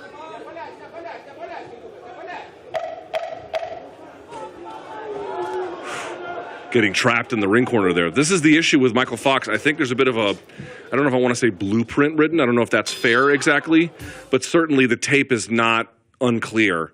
To the extent you can keep him along that space, it's just a different kind of challenge you have to answer for. If he has room behind him to move, certainly to press forward with that long rangy jab, then the equation changes completely. Let's look back here on the action from round 2.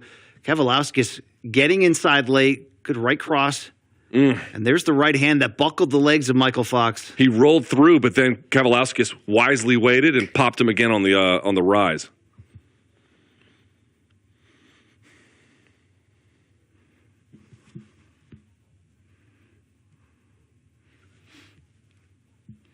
As much as we talk about the two big-time losses for Kavaliauskas, both on the title level, one to the champion Terrence Crawford, one to a future rising star in Virgil Ortiz. He does have wins over David Avanesyan, Juan Carlos Abreu, Michael Zuski, and a somewhat disputed majority draw against Ray Robinson in 2019 that certainly upon rewatch maybe should have gone the way of Kavaliauskas. By the way, I would say it's either 1-1 or 2-0 Kavaliauskas at this point. Obviously, that's not how the 10-point must system works, but if we're just sort of adding up rounds. Let's see the response from Michael Fox after getting shaken up a bit to close round 2 with those pair of right hands. Yeah, he's got to get something that gets Kavaliauskas thinking and slowing down whatever he can do, not just the movement, but some kind of punching behind it. Mean Machine cutting off the ring very well here. Yeah, he's all over him. Nice uppercut there. Ooh. That punching power could become a problem. Oh, Mean Machine he is hurt, BC. That one of those right hands, a couple of them got... Oh, Fox is down. The punching power is just way different between these two. Way different. Now, Michael Fox is a smart and talented and experienced fighter, but he has got to find a way right now. Fox reaches his feet, and here comes Mean Machine going for the finish in the second half here in round 3. Oh. Clean right hand on the inside as he holds and punches. Down goes Fox a second time. Referee Gerard White going to have to look close here at the eyes, at the feet, at the legs of Michael Fox. This has been the issue plaguing Fox a little bit, BC. A smart fighter, but the lack of punching power. He's still wobbly there as Gigas Kavaliauskas looks to finish this fight. And he's got his head on the same side as the hook there, so he got tagged with it cleanly. See that? He's got his head, as opposed to being on the left ear of Kavaliauskas, he's got it on the right ear, and so that right hand can land fully. And this is the type of fight Mean Machine wanted, turning into a bit of a brawl here as he has Fox hurt. He's got under a minute to try to finish him. You'd have to wonder if Fox goes down a third time this round, whether the referee Gerard White will have seen enough. Man, 50 seconds still. That's an eternity in boxing. Oh, there's Michael Fox fighting an opportunity with an overcommitted Kavaliauskas. Kavaliauskas got spun around, ate a shot. That should buy Michael Fox some time as his legs appear to start to be coming back underneath him. If you're Kavaliauskas' corner, yes, of course it'd be great to knock him down a third time. You already knocked him down twice. Don't chase, right? If it goes to another round, fine. You already know you can find him, and you already know you can hurt him. Action heating up here in round two. 2 knockdowns scored by Kavaliauskas. Final 10 seconds. It spun around a second time. As I've noticed that as Fox pivots out, his hands are often down, and you can see Kavaliauskas just waiting for the pivot to finish, and then he cracks him before it fully lands on the back foot. That's a great round for Kavaliauskas. Let's see what we can read between rounds as Michael Fox. There you see the corner of Kavaliauskas, but let's look back on that action to close here in the second half of round 3. This is the first knockdown. You see a brawling, leaping Kavaliauskas. You know, his guard, the way he holds his hands when I say his guard, it's just not as defensive as it might need to be given the opponent. And Kavaliauskas was all over him here, leading to the second knockdown. It looked like the fight would be over shortly after this, but let's give credit to Michael Fox withstanding the final minute plus here.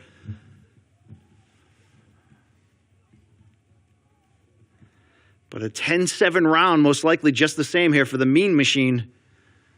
And if you're Michael Fox, you need to have a certain amount of urgency, but you got to be calm too. You know, yes, that was a bad round, but there are many left. If you're going to turn this around, you know, obviously be careful. Obviously don't make mistakes if you can avoid it. See how his hands are around his chest level, BC? And I understand that because it's obviously level with where Kavaliauskas is, and it's not too far to raise it defensively. But it just looks like he's getting surprised a little bit with the speed and explosion sometimes of Kavaliauskas, and then once he gets hit, the hands are now no longer where they need to be. Contrast that, for example, with Vasquez, high hands covering all of the forehead area. And again, there's trade-offs with every kind of guard position and choice. For sure. Kavaliauskas taking his time here as he looks to read Fox and find that opening. And where's the jab? Where's the jab from Fox at this point? You haven't loved Fox's body language beginning with that first knockdown there in round 3, but his legs are coming back underneath him. He's just going to need to let that jab go and throw and work his way back into this fight. That's a nice little left hand as he exits to his right from Fox.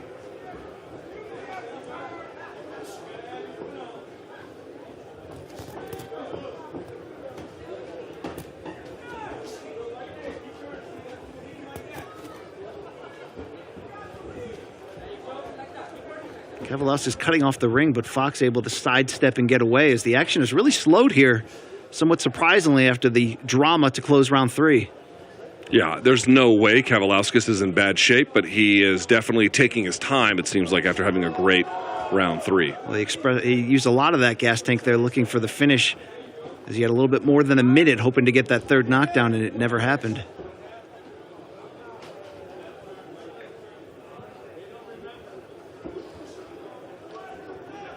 You have to like Fox's movement this round, but not really doing much offensively. Good body shot from the Mean Machine. I hear that nickname, I'm thinking Burt Reynolds, the longest yard, but, you know, I'm old too, so there you go. Yeah, that was definitely an old reference. believe they made it. They had an Adam Sandler remake at some point in the last 20 years, but back to the action here in round 4. Better round for Fox, obviously. Not a very offensive one, but certainly not as vulnerable as he was in the last one.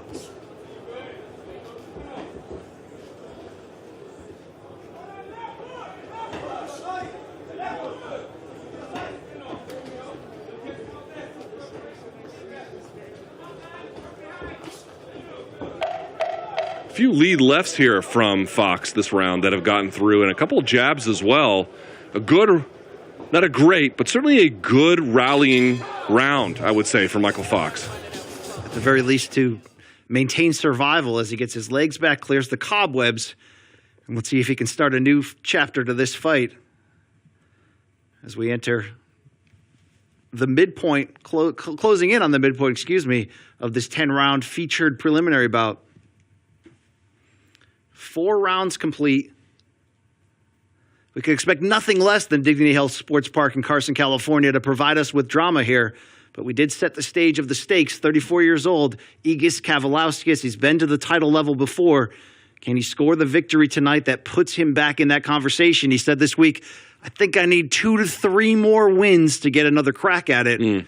Of course, those world titles tied up between the duo that we hope to see in the ring, maybe to close this year or open next year, and that's unified champion Errol Spence, who has 3 of 4 recognized titles at 147 pounds, and Terrence Bud Crawford, both unbeaten. Crawford with the WBO strap. Let's see if Santa Claus could put that under the tree this year. I really hope that Santa comes through.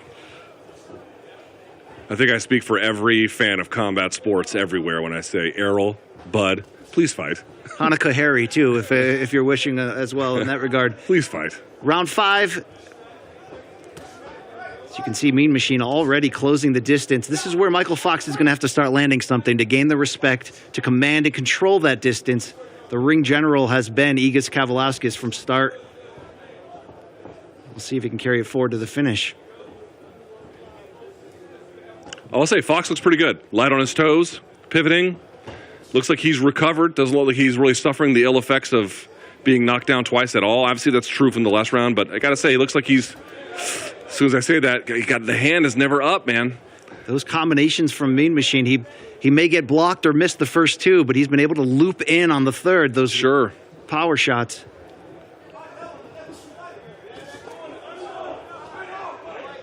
When he's able to force Michael Fox to sit down on his punches and trade, that's where the openings have been for Kavaliauskas. And as someone who does have not quite, well, Michael Fox and I are the same height, so I'm 6'4" as well. Something to understand, like, people are like, oh, fighting tall is such an advantage, and it certainly can be. You definitely would, in many cases, would much prefer to have the kind of reach advantage that Michael Fox does, but you got to remember, as far out as you have to push, you have to bring that back, and if you have a good opponent, it just takes a little bit longer for that defense to come and return to where it goes. And so a guy like Mean Machine, who's got good timing, who has got now a good sense of distance as well, dude, it's not necessarily, if the jab going out doesn't do the job it's supposed to, the defense coming back is even harder to maintain. So that short right hand there from Mean Machine, it landed partial, but if that had landed clean, we could be talking about a knockout victory as he continues to close the distance against the longer, taller Michael Fox. But whether we're talking about Fundora, whether we're talking about Michael Fox, as boxing fans, you always love I don't like to use the word freak that we used earlier, but you remember Paul Williams as a welterweight, so long and lean, high output. We remember Diego Corrales in the smaller weight classes, had that same type of size advantage. By the way, for folks who might be tuning in and wondering, hey, certainly this is by no means a bad fight, quite the opposite. But if you're wondering, hey, does Sebastian Fundora fight like Michael Fox? No, he doesn't. He fights right in the middle, right in the pocket, very much inside of his opponent's reach, and that's just the way he likes it. Well, Michael Fox. That's a nice left hand from Michael Fox. But it's been few and far between in terms of clean shots. He's been able to work back into this fight from a survival standpoint. But can Fox start to land the type of shots that can put the momentum in his favor? He's yet to, in front of a dangerous puncher here in Kavaliauskas through 5 complete. It looks to me like Fox has gotten better about doing 2 things, not completely, but one, BC, a little bit better about raising his hand off any kind of pivot or moving in a certain direction when there's close contact. And the second part is if he moves, let's say, to his right, because he's going left to right, right to left, right back and forth. So if he moves to his left, let's say, and Kavaliauskas follows, now he wants to move to his right. He waits for Kavaliauskas to move into position. He'll throw his own punch from that same side and then exit the opposite side, which buys him just a little bit of time. The punch lands, and it buys him time to then restart the process of moving away while occupying, obviously, whatever target he's landed on Kavaliauskas. That's better for him. It's not enough to win the fight, I don't think, but that's definitely better than what he had been doing.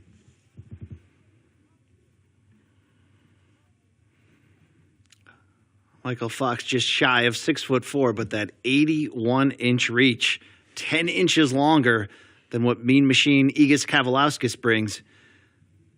But the reach is only an advantage when you can use it as one, and that's something Michael Fox has been unable to do as Kavaliauskas continues to cut off the ring here to opens round 6. See that? So he landed the left as he moved to his right, getting the positional overcommitment from Kavaliauskas. That's good work. It's a cute shot, but he's certainly going to have to stand in and put a little pepper on it. Right. It's preventing him from getting bulldozed, but it's not a winning punch by any means. How much do you like the poise of Kavaliauskas? Scored a pair of knockdowns there in that round 3 that was wild and dangerous for Michael Fox's chances, but has been very, not slow or plotting, but very calculated in trying to create another opportunity. Yeah, it always creates a dilemma, right? You had a great round. Do you want to follow up on it and put it away, or do you feel like, wait, I got a great round in the bag, potentially a 10-7 as you argued. Do I want to necessarily imperil myself now that I have this kind of a lead? Especially, as you mentioned, if Kavaliauskas is going to get back to a title opportunity and you have a crafty opponent who is durable and smart in front of you, there is a case for caution. No question about it. That's a nice left hand there from Kavaliauskas. Of course, this division isn't just Terrence Crawford and Errol Spence Jr. How about the rising Jaron Boots Ennis out of Philadelphia, unbeaten, making a lot of noise. It's going to be pretty hard to keep him out of that title picture, as each step of the way he has been spectacular. And don't forget about Keith One-Time Thurman, still lingering, can still be a part of some very big fights. Your Dennis Ugas, of course. Staniotis, who recently picked up a secondary world title against... Excuse me, what was the gentleman's name that Staniotis defeated? That was on the Spence Ugas card, correct? I can't recall off the top of my head. Good right hook there. Rajab Butayev, excuse me. Butayev, yes. A Showbox vet, right? That was on the preliminary featured bout on the Spence Ugas. Hasn't Butayev fought on Showbox, or am I making that up? He fought on a Showtime Championship Boxing in December of last year. In the main event, beat Jamal James to put him into that big fight. Of course, that was the same night that the aforementioned Jaron Ennis blew away Thomas Delorme and continued to open eyes. But okay, pay attention here, BC. You're getting a little bit more time. Static, Michael Fox along the ropes. Now he's moving now, but you just saw there a minute ago. Right hand from Mean Machine. Right, exactly. It's an exhausting way to fight if you're Michael Fox, but it's the only one that I can think of. Yeah, that was definitely a Kavaliauskas round, no doubt about it. 6 rounds in the book in this 10-round tilt between welterweights. It's pretty much been all of Igis Kavaliauskas up to this point. The bigger puncher coming in, he's been able to close that distance with relative ease. And when you talk about a potential lead on the scorecards, the pair of knockdowns in round 3, certainly the largest opening statement made thus far. As you can see behind that ring post, how about Luis Ortiz in the crowd? Heavyweight contender. Do you remember when I played this song for you? No, I don't. Dura by Daddy Yankee, remember that? And you were like, I've never heard this in my life. Probably will never hear it again. Well, when you go back to Carson, California, you certainly will.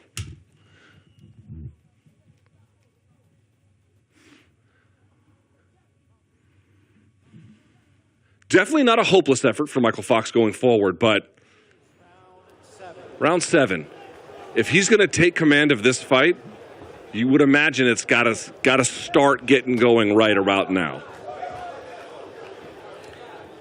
Fox has 4 rounds to play with. Is he down long enough where he's going to need a knockout or at least package multiple knockdowns? I would have to say yes, given the fact that he was down twice in round 3 and really hasn't had any moments to speak of around that. While you give Michael Fox credit for surviving, now is the time to try to turn that table on Mean Machine and land some stiff, hard punches.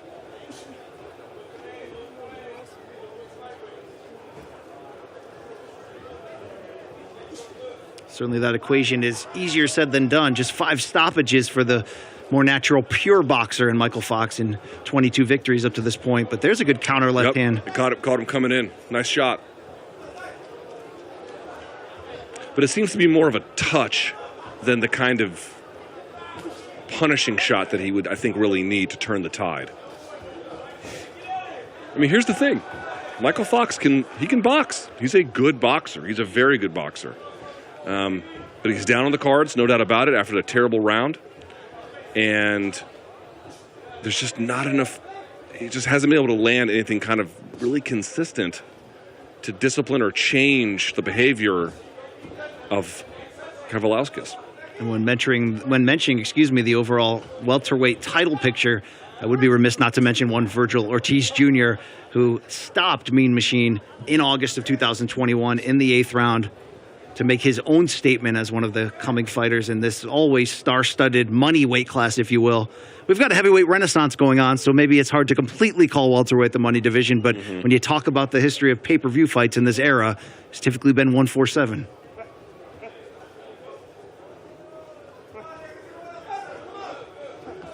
Oy. Lead right Delayed hand. timing. You see that sort of stutter step? That's a great job by Kavaliauskas. He's crafty. I mean, he'll get the label of brawler. He tells you that's the style I want to fight.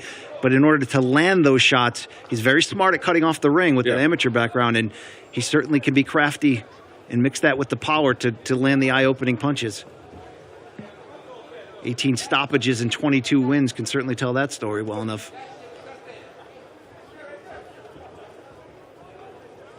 I would say that the volume of shots from Kavaliauskas has declined fairly precipitously.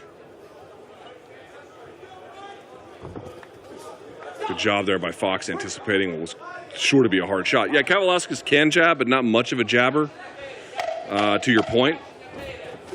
That's a nice check hook there as well for Michael Fox. Good sequence. That might be a Michael Fox round. He's got a little pep in his step, BC. That was a better round for him. One of the more competitive frames we've seen in this 1 through 7. It's been largely Kavaliauskas, but is this the beginning of Michael Fox starting to turn the table? We shall see.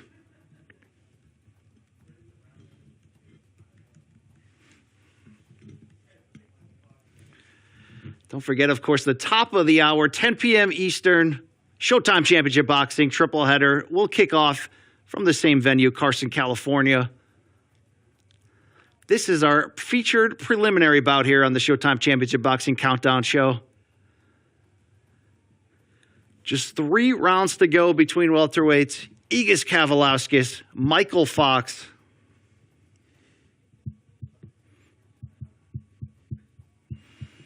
Okay, Luke, if you're in the corner of Michael Fox, his father and trainer, Troy, what are you saying?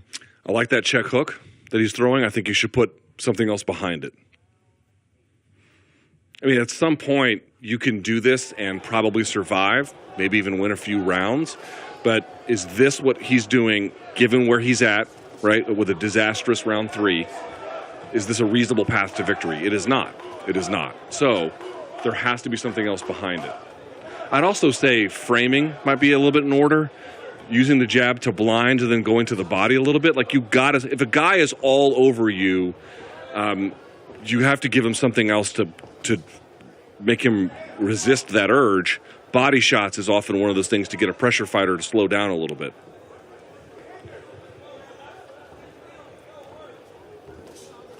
But I think, there it is. I was just about to say, I think Fox is keenly worried about the power hand of Kavaliauskas and doesn't really have an answer for That's it. the dilemma that Fox is up against, because if you're looking at this, knowing the 2 knockdowns in round 3, knowing the largely one-sided effort here from Mean Machine, you're going to want Fox to put his punches together, but every time he does, you're seeing Kavaliauskas time that right cross and split the guard.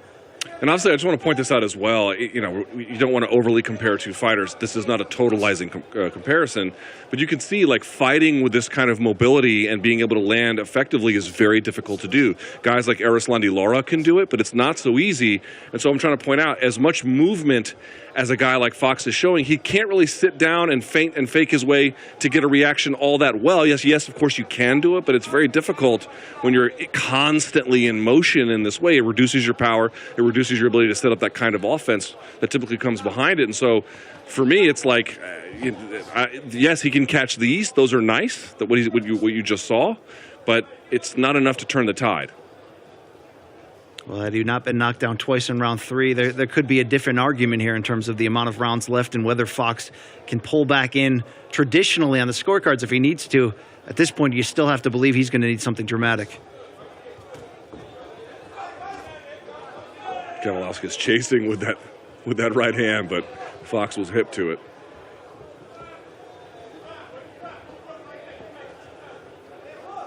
I think Kavaliauskas deserves a lot of credit for the moments he did have against somebody as skilled as Terence Crawford. You don't see people put gloves on Crawford consistently. Or certainly don't see him get dropped, although obviously we talked about in round 3 of their fight a few years back. It wasn't ruled a knockdown, but Kavaliauskas made that an interesting fight before getting stopped late. He sure did. And this looks to be a very still prime version of him at 34. And very thorough, too. Didn't pour out the gas tank to go for the finish ill-advisedly. He's kept that poise together, that output. I gotta say, if there wasn't the 2 knockdowns in round 3, Kavaliauskas would still be up. I do think that's right.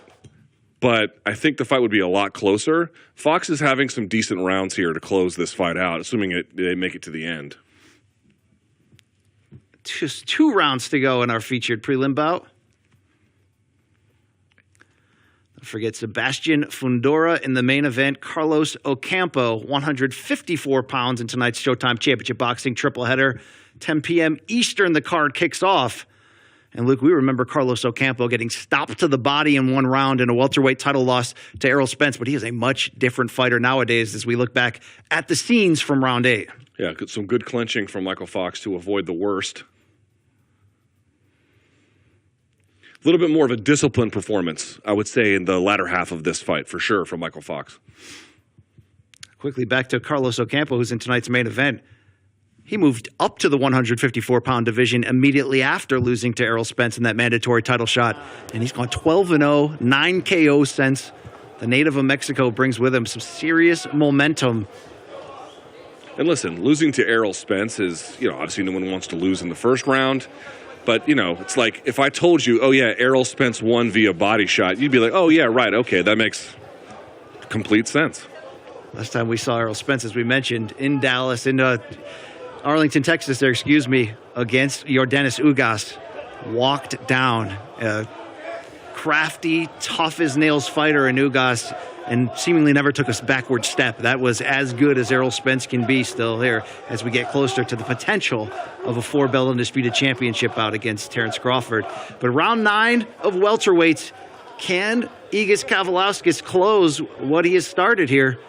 Scored 2 knockdowns in round 3. Michael Fox has been chipping away to get back to a certain degree into this fight, but he's going to need something big in these final 2 frames. This is gut check time. This is, if you're going to win the fight, it has to happen here, basically. I do think, BC, it's just, very easy for me to say something like this, but I do think if Fox really wants to win this, and more than just a moral victory, he has to take some risks here. No question Again, about it. Very easy for us to say this sitting on the sidelines, but what else is the answer beyond that? As I mentioned, in terms of the craftiness of Mean Machine, despite the power-punching reputation, he did represent Lithuania at the 2008 Beijing Olympics. These are nice punches, by the way, from Fox. And I got to say, for the nickname Mean Machine, would you not agree? Kavaliauskas, that was a nice punch. But in general, he's slowed down a lot in this contest. Kavaliauskas also won the bronze at the 2011 World Championships at welterweight. That's a nice left hook to the body from Kavaliauskas. Hard to believe Fox can take too many of those as Kavaliauskas corners him here entering the final minute of round 9.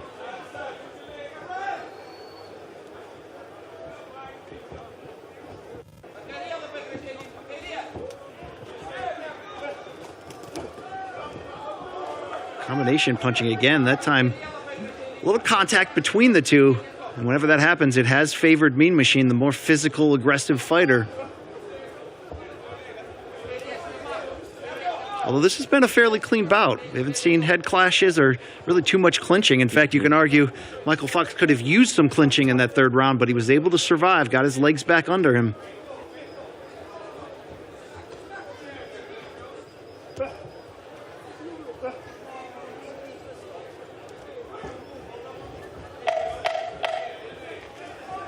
Final seconds here in round 9.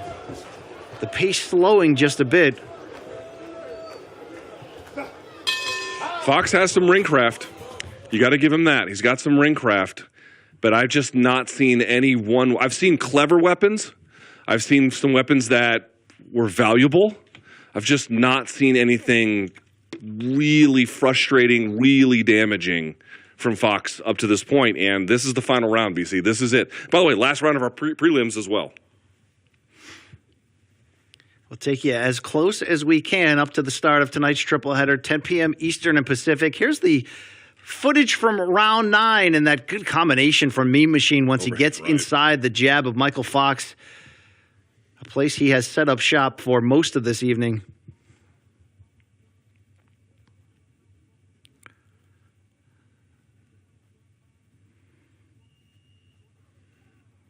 But if Kavaliauskas is going to not only get back to the title level, but win, he's going to have to be the Mean Machine. He's going to have to be that inside brawler who gives you that very tough night physically.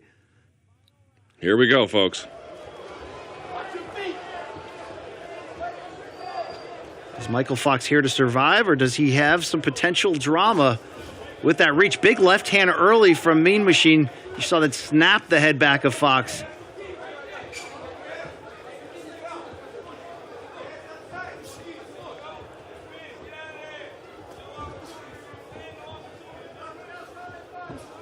Fox just may not have the punching power he needs to be dramatic here.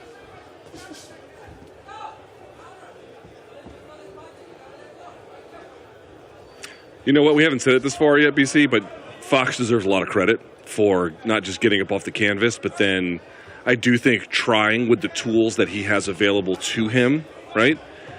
And turning in, I think, what is ultimately going to be a losing performance, but commendable given the adversity he faced in round 3. I do want to make sure that this is a brutal sport. This is a very difficult sport. It is quite literally zero-sum. There can be one winner.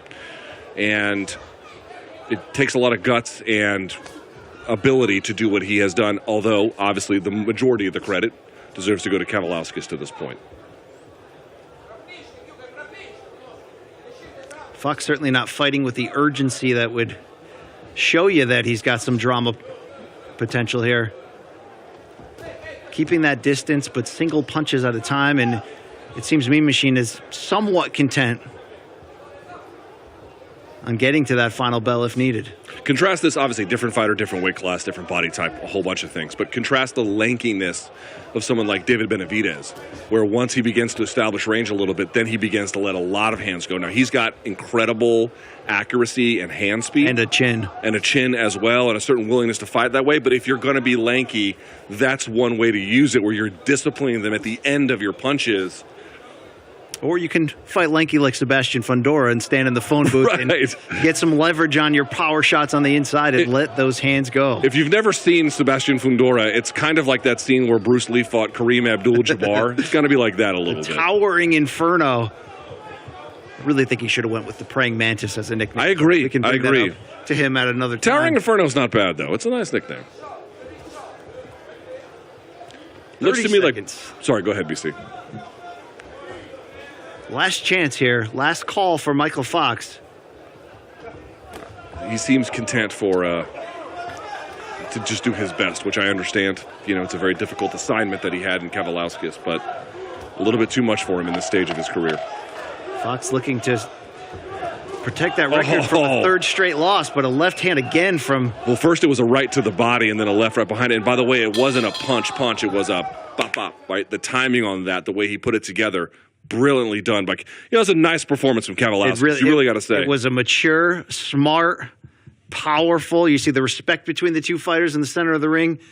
If Vigas Kavalauskas, who said coming into this he believes he's 2 to 3 wins away from getting another title shot at the welterweight division, this was the right performance at the right time. The 3 judges will have the final say, of course, but the 2 knockdowns in round 3 certainly set the tone. And from there, can you give Michael Fox credit in certain rounds or having some moments? Yes. Was that enough to win rounds? Tough to say on my scorecard. It was pretty much all Kavalauskas. He was overmatched. Let's say it. He was overmatched. And I, you know, he's a guy from my neck of the woods. I always like to be as supportive as I can, but just sort of being honest about what we were looking at. He is a talented fighter, and I thought he did what he could with the ability that he had. He didn't pack it in, but Kavalauskas, just too much. Too much firepower, too much experience, and knowing when to press the gas and made a lot of great decisions. Also, my man's been in the weight room a couple of times, it looks like. And in the tattoo chair, well done on the ink, as we mentioned earlier. You know, a lot of combat sports athletes have horrific tattoos. That's a pretty good one, actually. It's a fact of life. But at 34 years old, the Mean Machine. Face looks pretty clean, by the way. A little bit of a mark there, not much. Looking to work his way back in, as we mentioned, in that title picture at 147. He is an interesting out in a loaded division. And he's given difficult nights in the past to some very elite foes. But this was the right bounce back coming off of that stoppage loss late last year to unbeaten Virgil Ortiz Jr. A lot of class being shown by both athletes there. I like seeing that. Gentlemen, after 10 rounds of boxing, we go to the judges' scorecards. Judge Ivan Guillermo sees it 98-90. Judge Jerry Cantu sees it 99-89. And Judge Ralph McKnight sees the contest 100-88. All 3 judges in agreement for your winner by unanimous decision. A genius, Mean Machine Kavalauskas. Call him Aegis, call him Mean Machine, just call him Aegidius Kavalauskas. He is a legitimate welterweight title contender. The unanimous decision, clean sweep on one scorecard, 9 rounds to 1 and 8 rounds to 2 on the other. Of course, the 2 extra points for the knockdowns he scored in round 3. Credit, as we mentioned, to Michael Fox for surviving and doing his best to make it a fight. But this was start to finish the Mean Machine. Will be interesting to see where the Lithuanian product goes next, how quickly he can match himself. BC, was Fox under the impression that that fight could have gone his way? Did you notice he was raising his hand there when they read the judge's decision? I'm not sure what that was. We did say the same thing about our last fight and saw a split decision at the end of the day. But yeah, that's true. You wonder what was going through the head of Michael Fox. But our preliminary triple header is complete. At the top of this hour, of course, the Showtime Championship Boxing triple header, 10 p.m. Eastern. You need Showtime? You want Showtime? You got it. Go to Showtime.com right now. 30-day free trial. The next 3 months, $3.99 per month. But, Luke, as we look ahead to tonight's featured bout, let's go to that main event. Sebastian Fundora putting the interim WBC super welterweight title on the line as he looks to further move up the ladder in the overall title picture. Jermell Charlo, your undisputed champion. Some rumors he could be looking at unbeaten Tim Tszyu to start the new year. But tonight, Fundora's got a red-hot Carlos Ocampo in front of him. We know the height and size advantages. What do you expect to see in this matchup between Mexican-American and a pure Mexican fighter in Ocampo?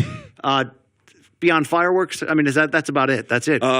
Complete craziness is really what I expect. I mean, I just don't understand how else this could go. It's not like Ocampo is going to jab his way to victory, and Fundora, I suppose, could if he really wanted to, but never does. So this one seems like it's going to be fought on the inside. It's going to be a battle of attrition.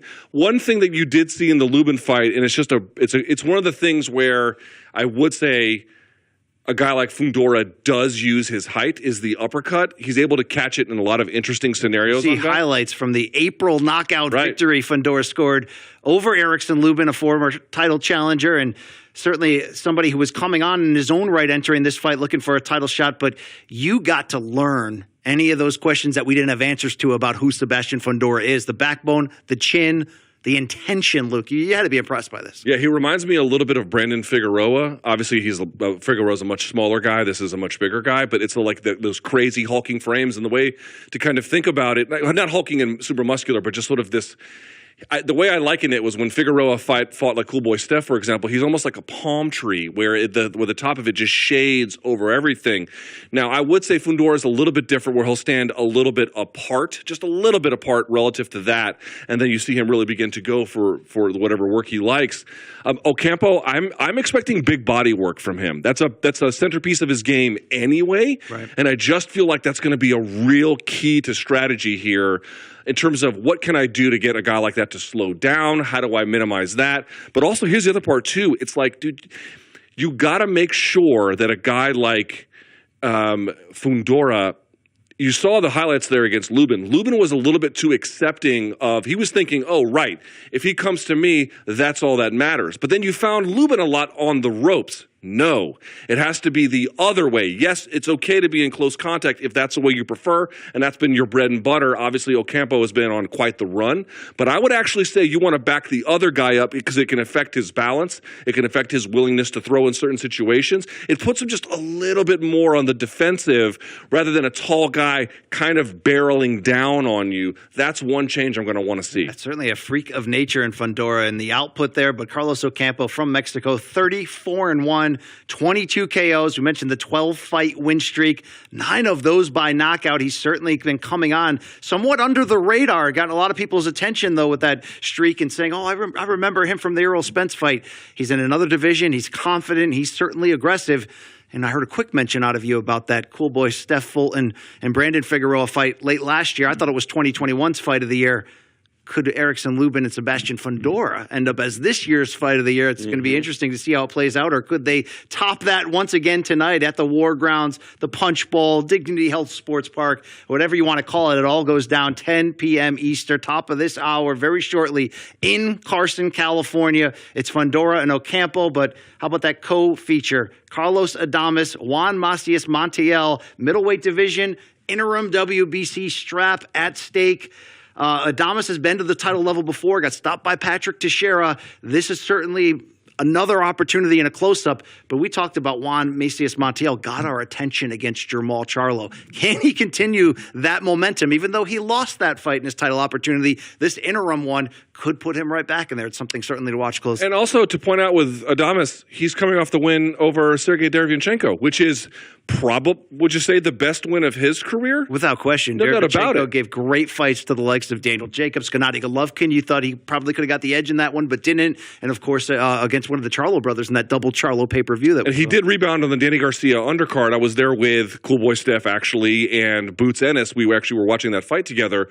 But I was just going to point out, obviously, getting a win like that, if you're Carlos Adamas, that's a grizzled veteran, very difficult to put away, who has good cardio and who can take a shot, no doubt about it. Adamas got past that test. Now, Montiel is not going to be some kind of walk in the park. I don't think that anyone's arguing that, but it just goes to show you a guy like Adamas, yes, suffering the loss to Teixeira, but recapturing, I think, not some lost glory per se, but again, rising to the occasion over a guy who I know this may be controversial, I thought he beat Triple G, Sergey Derevyanchenko, so something to keep in mind. Yeah, Adamas from the Dominican Republic, a tough matchup tonight against Montiel, and in the opener, we go right to the title level. The IBF Super Flyweight title will be at stake a second time. Fernando Martinez of Argentina, a 5-1 underdog in the first meeting earlier this year, pulled the upset on Jerwin Ancajas, who had been the champion for 5 straight years, from the Philippines, flashy, exciting fighter from the Manny Pacquiao lineage, put his shoulder around him, promotes him. He's a fun fighter, but he came up flat that night. Ancajas would say afterwards, the weight cut bothered me. I just wasn't myself. It ended up being a wide decision for the Argentine Martinez. Now we go a second time around to kick off this triple header. If you're going to look at a potential fight of the night, I mean, you can never count out Fundora and Ocampo given their styles, but I see this Martinez-Ancajas fight. I think for Jerwin, he can only do better than that first one where he lost wide decision on the 3 scorecards. He's hungry. He's aggressive. He's going to be coming after it. And listen, I know that there's a reputation sometimes for guys out of Argentina, or sometimes if you've only ever boxed there, or, maybe if you only ever boxed in Colombia or only ever boxed in the Dominican Republic, or you pick your place where it's like, okay, you have a nice record, but you haven't fought real guys yet or something like that, that's fine. And I think a guy like Martinez had fought maybe once in Dubai and then maybe once somewhere else, but all the rest of his fights had been in Buenos Aires. And so you're like, oh, okay, well, who is this? He's probably a fine boxer, but he's going to be overmatched. No, he again rose to the occasion completely in that contest. So this is a hotly anticipated rematch, and as you indicated, kicking off the action before we get to those other two fights. Should be fun. Martinez had a long amateur career. This will be just his 15th pro fight, 14-0 with 8 KOs. They're going to defend the title here in the rematch against Ancajas. That's our triple header, 10 p.m. Eastern tonight. If you don't have Showtime for the final time, I'll tell you. Careful, BC. Punches over here. Showtime.com. Get your 30-day free trial right now. How about those next 3 months? $3.99. You're going to need that. Why? We've got some big-time Bellator MMA action coming up, Showtime Championship Boxing. And don't sleep on October 29th. Right. The Greater Phoenix, Arizona, Showtime pay-per-view. How about the legend from the MMA side, but he has transitioned to boxing very effectively. Anderson Spider Silva, maybe 47 years old. But he pulled the upset on Julio Cesar Chavez Jr. This is the next stop on the Jake Paul tour of transitioning from the YouTube acting, social media influencing to legitimate boxer. It may not have been the first opponent. They say fight a real boxer. He tried. The fights fell apart against Tommy Fury. The fights fell apart against Hasim Rahman Jr.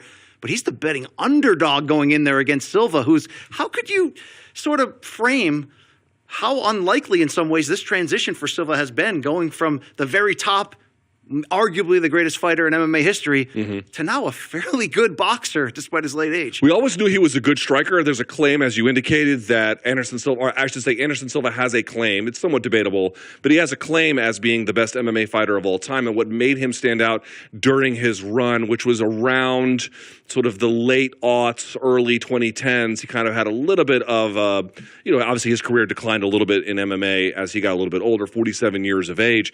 But what made him stand out was the versatility and creativity of his striking. He was far ahead of his peers. A great example of this is to go watch the Forrest Griffin fight, where he was completely overmatched. I think it's UFC 101. So we knew he was creative. We knew he had those kinds of possibilities. But we all thought, well, he's 47 and he's just doing it for fun, or maybe a great paycheck at the end of his career. And then he goes out there and surprises all of us with a spirited, convincing win over Julio Cesar Chavez Jr. By the way. In Mexico, no less. Granted, it was an exhibition, that should be noted, but just the ability that he showed was so surprising, even for folks like us who had covered his career for a very long time. Now, he followed it up with the win over Tito Ortiz and another exhibition subsequent to that. But you get the general idea. He has shown a level of ability we didn't think he had in A, boxing, and B, at this age. Although, BC, we can't lose sight of the fact, Jake Paul taking on his second UFC champion in as many fights, that is a tough order, even if he got him, yes, a little bit older, obviously after their MMA runs had basically run their course. That's pretty difficult for him to do that. It's easy to look at Silva's age and go, okay, Jake Paul fight a real boxer. Well, first he tried to fight, quote-unquote, real boxer. Secondly, as we mentioned, Silva has legitimate boxing experience. He's technically 3-1 as a pro. He's got pro experience dating back to the 90s. It's kind of surprising, but has some big exhibition wins. We talked about that Chavez upset. He's made the transition from MMA to boxing and from a footwork standpoint, which is very hard to do. It's a different stance. We saw Conor McGregor kind of have troubles when he fought Floyd Mayweather. And we know in this larger sort of crossover celebrity bubble that has been there the last few years, Silva has started to look like the boss at the end of the video game, where people thought maybe Jake Paul wouldn't fight that. Now he's a betting underdog going in there against Silva, who is the same size of him, and that has to be key. Jake Paul has been fighting around that light heavyweight cruiserweight area, and this will be at a 187-pound catchweight bout, but this is not a smaller Tyron Woodley. This is a guy he's going to be looking eye to eye with, who's got quickness still, and yes, we can look at the age of Silva, but he wasn't sent packing from MMA because he was getting knocked out left and right. He had some injuries. He fell off a bit. This is going to be a very interesting matchup. And when you look up and down that October 29th pay-per-view card beyond that main event, how about this featured fight? How are you dealing with this, about what it's going to look like? NFL running back star Le'Veon Bell, who knocked out Adrian Peterson recently with one punch, going to be taking on Uriah Hall, who's recently retired as a UFC middleweight, and a very good one at that. This is kind of interesting how this is going to be playing out. I'm not really sure what it's going to look like. Yeah, for example, you might say, oh, well, a guy like Uriah Hall was sent packing from the UFC after losing his last bout. Yeah, but he fought a guy who was just basically, or at least I shouldn't say he's just only this, but chose to fight him strictly in grappling terms, and Hall did not get subbed. In fact, that's pretty, by itself, kind of remarkable.